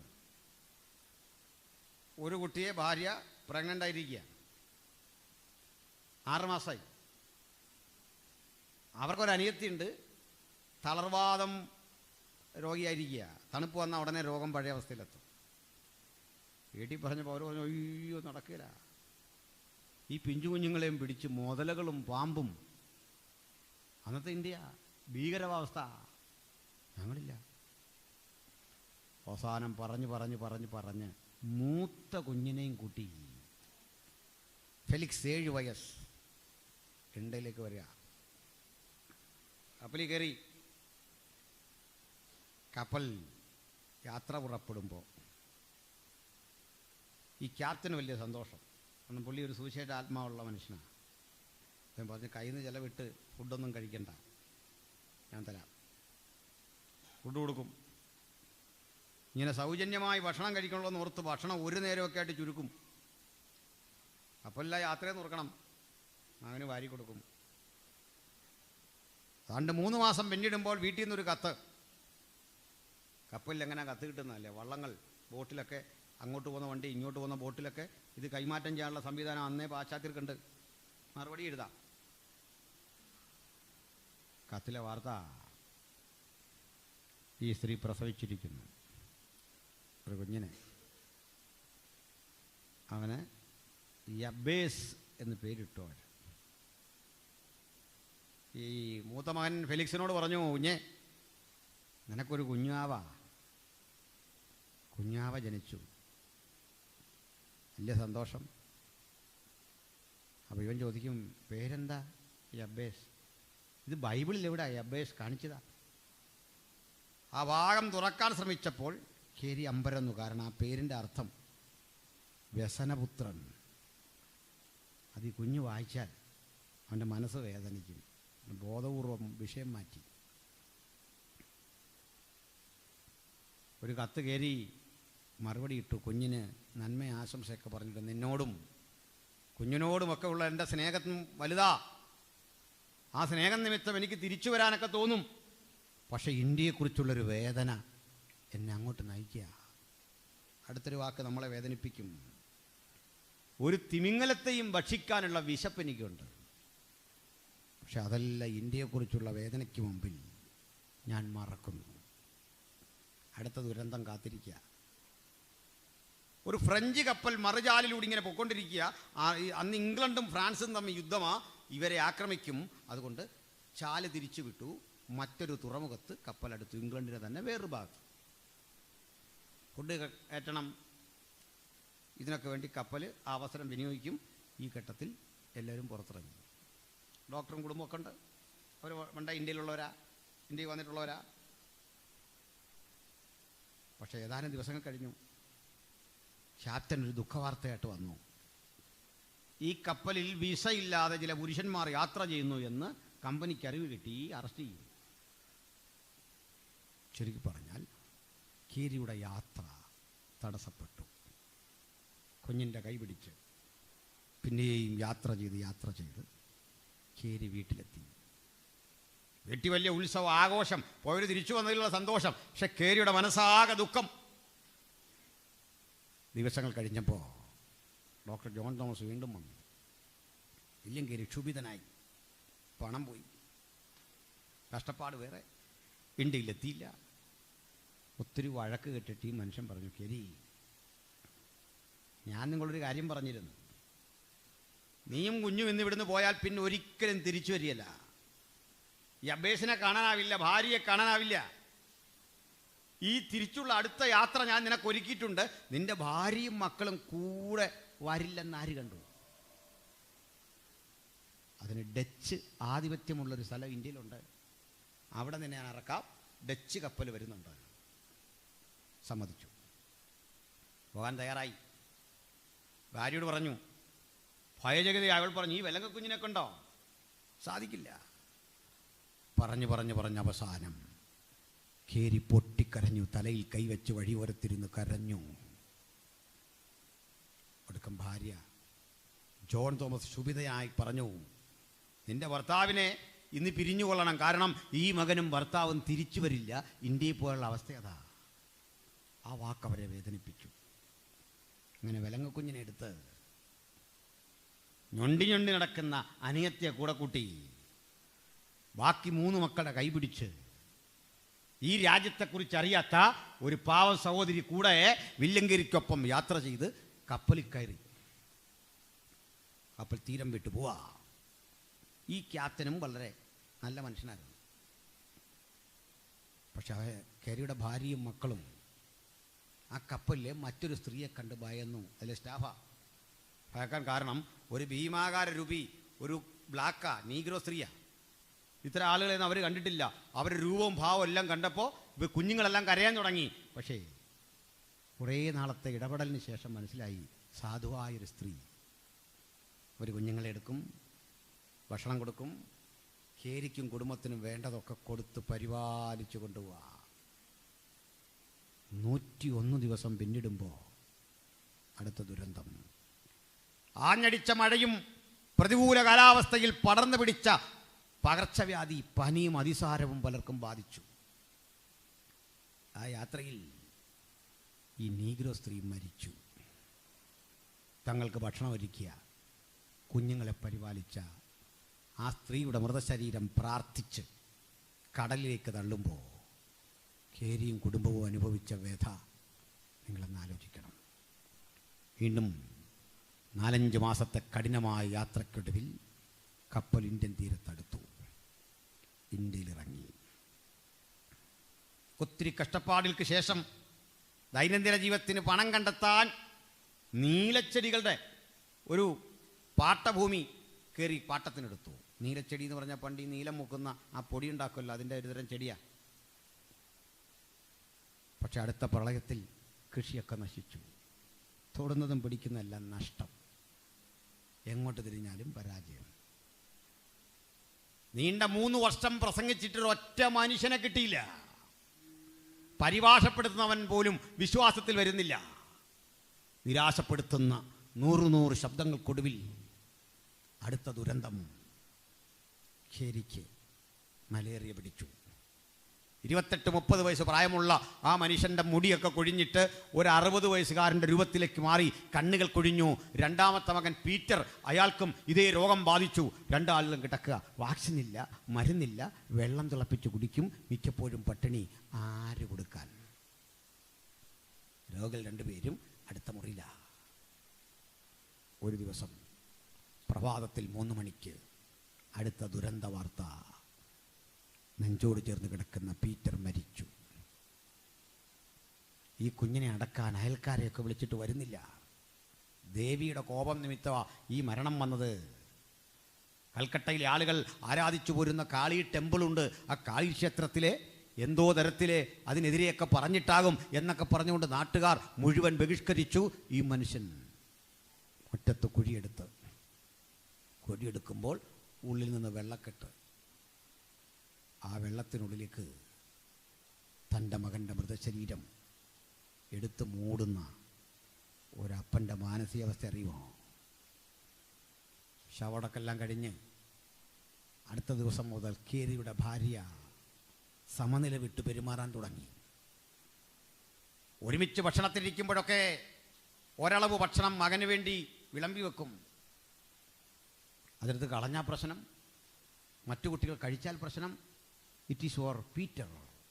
നിന്നോട് ആര് പറഞ്ഞെടുക്കാൻ? പീറ്റർ എവിടെ, പീറ്റർ എവിടെ ഇങ്ങനെ ചോദിച്ചുകൊണ്ടിരിക്കും. എങ്ങും കാണാതെ വരുമ്പോൾ വില്ലങ്കേറിയെ പിടിച്ചിട്ട് ഉലച്ചിട്ട് ഭാര്യ ചോദിക്കും, പീറ്റർ എവിടെ? പിന്നെ ക്രൂരമർദ്ദനമാ. സമനില തെറ്റിപ്പോയി. പ്രിയപ്പെട്ടവരെ, അതിഥികൾക്കൊപ്പം ഇരുന്ന് ഭക്ഷണം കഴിച്ചുകൊണ്ടിരിക്കുമ്പോൾ മൺകൂജകളൊക്കെ എടുത്ത് കേരിയുടെ തലക്കടിക്കും, കുട്ടികളൊക്കെ ഉപദ്രവിക്കും. ഈ മനുഷ്യൻ ഈ പ്രതിസന്ധിക്ക് നടുവിലാണ് 6 മേജർ ഭാഷകളിൽ വിശുദ്ധ ബൈബിൾ പരിഭാഷപ്പെടുത്തിയത്. 28 ഇന്ത്യൻ ഭാഷകളിൽ പുതിയ നിയമം പരിഭാഷപ്പെടുത്തി.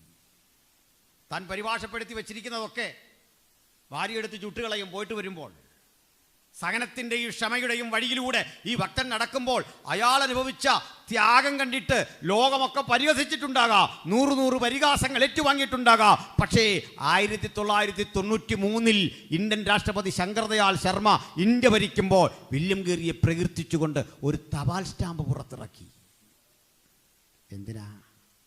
ഈ രാജ്യത്ത് വന്ന് ആധുനിക മിഷൻ പ്രസ്ഥാനങ്ങൾക്ക് തുടക്കം കുറിക്കുകയും വിദ്യാഭ്യാസ പ്രവർത്തനങ്ങൾ തുടങ്ങുകയും ഇന്ത്യക്കാരൻ ആദ്യം BA MA ഈ ഡിഗ്രികൾ കണ്ടത് വില്യം കേറിയുടെ സ്ഥാപനത്തിൽ നിന്നാണ്.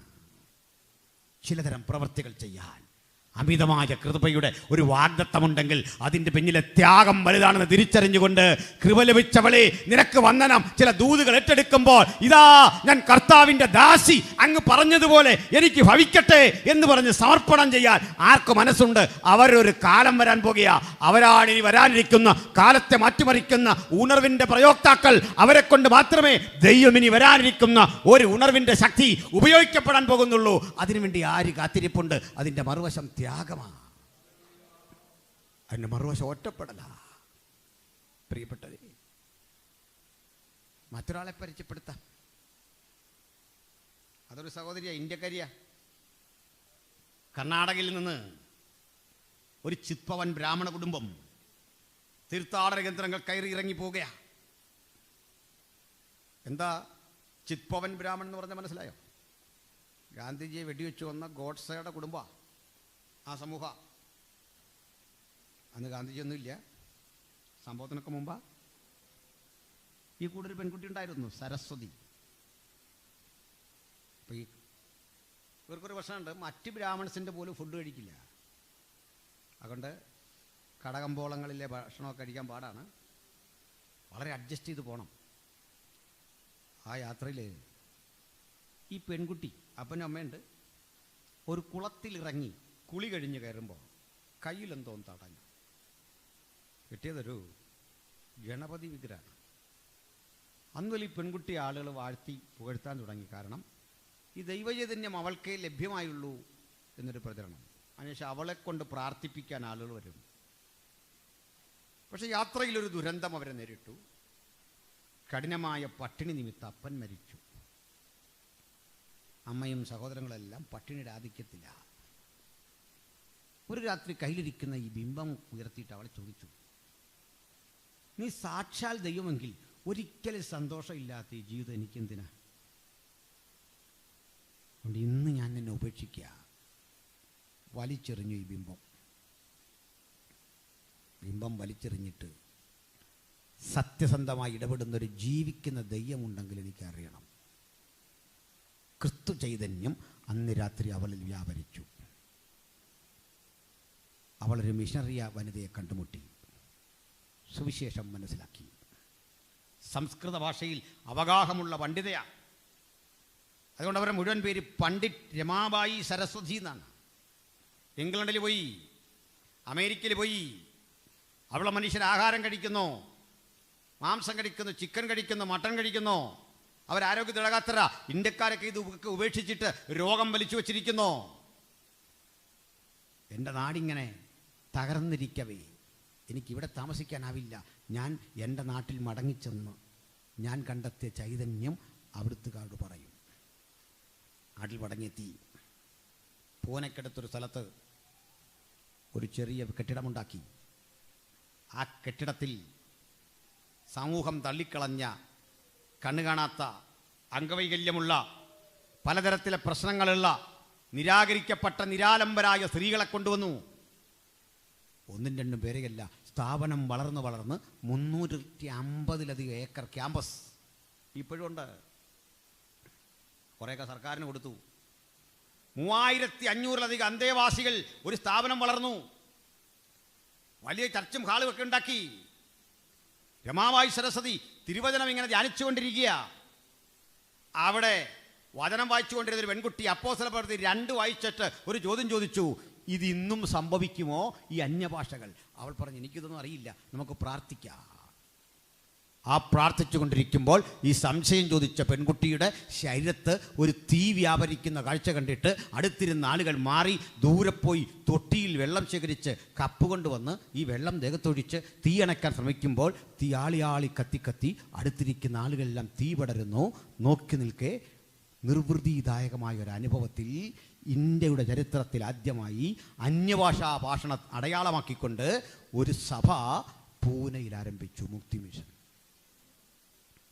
സ്ത്രീകൾക്കിടയിലെ ഉണർവുണ്ടായ ഈ സ്ഥാപനം വളർന്നു. നിരാലംബരെ ചേർത്ത് തുടങ്ങിയതാ. ഇന്നും ഉണ്ടത്. അംഗസംഖ്യയൊക്കെ കുറവാണ്. എന്തിനാ പറഞ്ഞേ?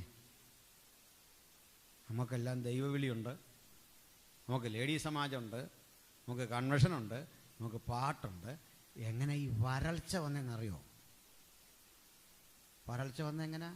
അൻകുടത്തോടെ ഇവിടെ പ്രസംഗിക്കുന്നു, തൊട്ടപ്പുറത്ത് പ്രസംഗിക്കുന്നു, അപ്പുറത്ത് പ്രസംഗിക്കുന്നു. അതിനുശേഷം കാവാലം വരുന്നു, ഷമീർ കൊല്ലം വരുന്നു, മറ്റൊരാൾ വരുന്നു. നിങ്ങളിത് കേട്ട് ഞങ്ങളെക്കാൾ അറിയാം എന്തൊക്കെ ചെയ്യാൻ പോകുന്നതെന്ന്. മനോജ് ഭാഷയുടെ ശുശ്രൂഷിക്കുന്നു. ഇതിനുശേഷം ഇതേ സെൻറ്ററിൽ വേറൊരിടത്ത് നിങ്ങൾ ഞങ്ങളെ കണ്ടും ഞങ്ങൾ നിങ്ങളെ കണ്ടും എന്തൊക്കെ ചെയ്യുമെന്നറിയാം. പുതുമകളില്ല ചെയ്യുന്ന കാര്യത്തിൽ. നമുക്കൊന്ന് മാറി ചിന്തിച്ചാലോ? നമുക്കൊന്ന് മാറി പ്രവർത്തിച്ചാലോ? സന്തോഷമാണോ?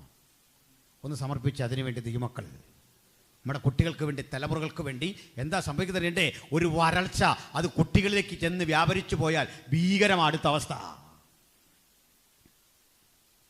നമുക്കിവരെയൊക്കെ നേടണം, സ്ഥിതിഗതികളെ മാറ്റണം. നിങ്ങളുടെ മുന്നിലും എല്ലാം ഉണ്ടൊരു അഭിഷേകം, ഒരു നിറവ് ദൈവം തന്നിട്ടുണ്ട്. ചില ഉത്തരവാദിത്തങ്ങളെ, ചില ദർശനങ്ങളെ ഏറ്റെടുത്ത് ചെയ്യാനുള്ള കൃപ ദൈവം തന്നിട്ടുണ്ട്. കൃപ ലഭിക്കുന്നത് ചില വലിയ ദൗത്യങ്ങൾ ചെയ്യാനാ. കൃപ ലഭിക്കുന്നത് ആലയത്തിൻ്റെ 4 ചുവരുകളിലെ പ്രകടനപരതയ്ക്കല്ല, അതിനപ്പുറത്ത് ചില ദൗത്യങ്ങൾ ചെയ്തെടുത്ത് വിജയപ്രദമായ ചില ഉത്തരവാദിത്തങ്ങൾ ചെയ്യാനാ ദൈവം നമ്മുടെ എല്ലാം മീതെ ദൈവകൃപ തന്നിരിക്കുന്നത്. അതിനുവേണ്ടി ജാഗരിച്ചേ, അതിനുവേണ്ടി പ്രവർത്തിച്ചേ. അതിനെ പ്രായം തടസ്സമല്ല, നിങ്ങളിപ്പോൾ എന്തായിരിക്കും തടസ്സമല്ല, നിങ്ങൾക്ക് ഇതുവരെ പോകാം എന്നുള്ള തടസ്സമല്ല, വിദ്യാഭ്യാസ കുറവ് പ്രശ്നമല്ല, പണമില്ലെന്നുള്ള തടസ്സമല്ല. സമർപ്പിക്കാൻ മനസ്സുണ്ടോ? എനിക്ക് യേശുവിനായി പ്രയോജനപ്പെടണം, കൃപകൾ ജ്വലിപ്പിക്കണം, സഭയുടെ ഉണർവിനായി ജാഗരിക്കണം, ദേശത്തിൻ്റെ വിടുതലായി ജാഗരിക്കണം, കൂടുതൽ പേർ സ്നാനപ്പെട്ട് മുമ്പോട്ട് വരണം, പുതുതായ ആത്മാക്കൾ വീണ്ടും ഞാൻ അനുഭവത്തിലേക്ക് വരണം, കുട്ടികൾ സുവിശേഷത്തിൻ്റെ വ്യാപനത്തിന് സമർപ്പിതരാകണം.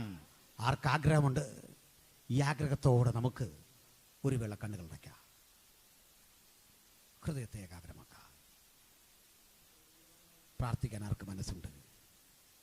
എവിടെയോ സംഭവിച്ചു പോയ ആത്മീയമായ മാന്യത്തിന് നമുക്കൊരു മറുപടി കൊടുത്തേ പറ്റൂ. ഈ സ്ഥിതിക്കൊരു മാറ്റം വന്നേ പറ്റൂ, ഈ അവസ്ഥയ്ക്കൊരു മാറ്റം വന്നേ പറ്റൂ. ഒന്ന് പ്രാർത്ഥിച്ചാട്ടെല്ലാവരും. സ്വന്തം ആത്മീയ വൃത്തിക്കാണ് പ്രാർത്ഥിക്കണ്ടേ. മറ്റൊരാളിലെ കൃപാവരം തേടി ഓരോ പ്രാർത്ഥനകളും ചെല്ലുമ്പോൾ ഒരിക്കൽ പോലും ഇത് വേദനിപ്പിച്ചിട്ടില്ലേ? കടം വാങ്ങാൻ പോകുന്ന പോലല്ലേ നമ്മൾ വന്നത്? അവിടെ ചോദിച്ചാൽ പണം കിട്ടും, ഈ ബാങ്കിൽ ചെന്നാൽ ലോണ് കിട്ടും എന്നതുപോലെ ഇന്ന് ആരാധനയ്ക്ക് ചെന്നാൽ അവിടെ മറ്റൊരാൾ എനിക്ക് വേണ്ട കൃപ കൊണ്ട് തന്നിട്ടുണ്ട് എന്ന് ചിന്തിക്കാതെ നമുക്കൊരു സ്വർഗസ്ഥ പിതാവുണ്ട്, അവിടുന്ന് എനിക്ക് നേരിട്ട് തരാൻ ശക്തനാണെന്നുള്ള ചിന്തയോടെ ചില കൃപകളെ ഏറ്റെടുക്കാൻ ആർക്ക് മനസ്സുണ്ട്? ദൈവം അനീതിയുള്ള ന്യായാധിപനല്ല. അവൻ തന്നോട് യാചിക്കുന്നവർക്ക് പരിശുദ്ധാത്മാവിനെ എത്രയധികം കൊടുക്കും. വിശ്വസിക്കുന്നുണ്ടോ? നമ്മുടെ നാട്ടിൽ സംഭവിക്കാൻ പോകുന്ന ആ ഉണർവിന് ദൈവം ഉപയോഗിക്കുന്ന ചാലകശക്തി നിങ്ങളാണെന്ന് എത്ര ആളുകൾ ഇന്നിവിടെ വിശ്വസിക്കുന്നോ? എന്നിലൂടെ ഒരു പകർച്ച, ദൈവാത്മാവിൻ്റെ ഒരു ഇടപെടൽ സംഭവിച്ച് നാളെയിൽ സംഭവിക്കാനിരിക്കുന്ന മാറ്റത്തിന് ഞാനൊരു ആധാരശിലയായി തീരാൻ എൻ്റെ ദൈവം എന്നെ കണ്ടിട്ടുണ്ടെങ്കിൽ ആർക്കും അതിനെ തടയാനാവില്ല. പരിഹസിക്കപ്പെടാ, ഒറ്റപ്പെടാ. ഞാൻ നിനക്കായി നിൽക്കുന്നു പിതാവേ. പ്രാർത്ഥിക്കാമോ? നമ്മളൊക്കെ ഇത് ചെയ്യുന്നുണ്ട്. ആത്മാർത്ഥ ഇല്ലാഞ്ഞിട്ടല്ല, ദൂതില്ലാഞ്ഞിട്ടല്ല, കാര്യങ്ങൾ അറിയാഞ്ഞിട്ടുമല്ല. നമുക്കൊന്ന് തിരിഞ്ഞു വരാൻ പറ്റുന്നില്ല, ഒന്ന് കുടഞ്ഞു കളയാൻ പറ്റുന്നില്ല. എവിടെയോ ബന്ധനസ്ഥനായിരിക്കുന്ന, ബന്ധിക്കപ്പെട്ടിരിക്കുന്ന അവസ്ഥ വിട്ട് നമുക്കൊന്ന് തിരികെ നടക്കണം. ആഗ്രഹമുണ്ടോ? ഇന്ന് രാത്രി ആ ആഗ്രഹം മുമ്പിൽ വെച്ചുകൊണ്ട് ഒന്ന് പ്രാർത്ഥിച്ചേ, ഒന്ന് തിരികെ നടന്നേ, ഒന്ന് തിരിച്ചു വന്നേ.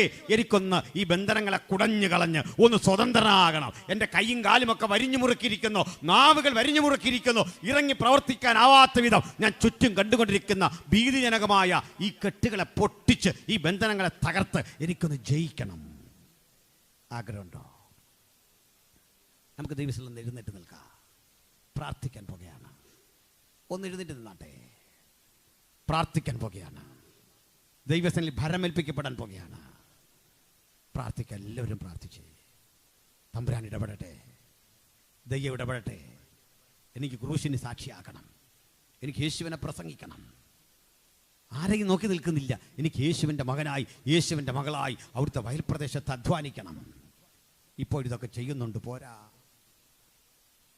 50 പേർ കൂടുന്ന സഭ, 100 പേർ കൂടുന്ന സഭ, 10 പേർ കൂടുന്ന സഭ, അതിനുള്ളിൽ ഞെരുങ്ങി എനിക്കെങ്ങനെ കഴിയാമെന്നല്ല. എനിക്കൊന്ന് വിശാലമാകണം, എനിക്കൊന്ന് ഇറങ്ങി പുറപ്പെടണം. സ്നാനത്തിൻ്റെ എണ്ണം കൂടണം. പുതുതായി ദൈവത്തിലേക്ക് വരുന്നവരെ എണ്ണം കൂടണം. എല്ലാ അതിർവരമ്പുകളെയും ലംഘിച്ചുകൊണ്ട് ഇറങ്ങി പുറപ്പെടണം. ആർക്കാഗ്രഹമുണ്ട്? സ്വയം ഒന്ന് സമർപ്പിക്കുക. ഹല്ലേലൂയ. പ്രസംഗിക്കുന്നവരുണ്ടാകാം, പ്രസംഗത്തിന് മൂർച്ച വരട്ടെ. ദർശനം കാണുന്നവരുണ്ടാകാം, ആ ദർശനത്തിന് നിറം വരട്ടെ, അതിന് ആഴം വരട്ടെ, അതിന് ശക്തി വരട്ടെ. പ്രാർത്ഥന ഒരു വരം പോലെ ഉപയോഗിക്കുന്നവരുണ്ടാകാം. രാത്രിയും പകലും വേർതിരിച്ച് ഓലോല കണ്ണീരൊഴുക്കുന്ന സഹോദരന്മാർ ഇവിടെ ഉണ്ടാകാം. പോരാ, നമുക്കൊന്ന് ശക്തിപ്പെടണം. ഒരു ജ്വലനം എനിക്ക് ആവശ്യമുണ്ടെന്ന് തിരിച്ചറിവ് ആർക്കുണ്ട് ഇന്ന് രാത്രി? ഞാൻ ആ തിരിച്ചറിവില്ല. എനിക്കായി പ്രാർത്ഥിക്കണമേ. നിങ്ങൾക്ക് ആ തിരിച്ചറിവുള്ളവർ മാത്രം കരമുയർത്തിയാട്ടെ. ഒരു വേള പ്രാർത്ഥിക്കാൻ പോകുക. ചില കരമുയർത്തുന്നു. ആ മനോഹരമായ പ്രേരണയ്ക്ക് മുമ്പിൽ അതൊരു കീഴടങ്ങലാ. Father, I have some limitations. എനിക്ക് ചില പരിമിതികളുണ്ട് കർത്താവേ. അങ്ങയുടെ ആത്മാവിന് ഇടപെടാൻ കഴിയാത്ത അവിശ്വാസങ്ങൾ, ദൂതിലും വാഗ്ദത്തങ്ങളിലും വിശ്വസിക്കാൻ കഴിയാത്ത ചില ഇടുക്കം എൻ്റെ ജീവിതത്തിലുണ്ട്. ഇറങ്ങിപ്പുറപ്പെടാൻ കഴിയാത്ത തടസ്സം എൻ്റെ ജീവിതത്തിലുണ്ട്. എങ്കിലും എൻ്റെ സമർപ്പണത്തെ അത് ചെറുതാക്കുന്നില്ല. ഞാൻ സമർപ്പണം ചെയ്യുന്നു. കരങ്ങൾ താഴ്ത്തിടാ. ഞാനൊരു വാക്കിൽ പ്രാർത്ഥിക്കുന്നു. പരിശുദ്ധനെ, ഇതാ ഞങ്ങൾ അവിടുത്തെ ദാസിമാർ. അങ്ങ് പറഞ്ഞതുപോലെ ഞങ്ങൾക്ക് ഭവിക്കട്ടെ. അങ്ങയുടെ ഹിതം പോലെ ഞങ്ങൾക്ക് ഭവിക്കട്ടെ. നിന്റെ ആത്മാവ് ഞങ്ങളെ തൊട്ടുണർത്തി ഞങ്ങളുടെ ഉത്തരവാദിത്വത്തിൻ്റെ വഴിയിലൂടെ നയിക്കണമേ. യേശുവിൻ്റെ നാമത്തിൽ സമർപ്പണം ചെയ്ത ഞങ്ങളുടെ മക്കളുടെ മീതെ നിന്റെ കൃപയാവരിക്കണം. അങ്ങ് പ്രാർത്ഥന കേട്ടുകൊണ്ട് സ്തോത്രം. യേശു ക്രിസ്തുവിൻ വലിയ നാമത്തിൽ തന്നെ.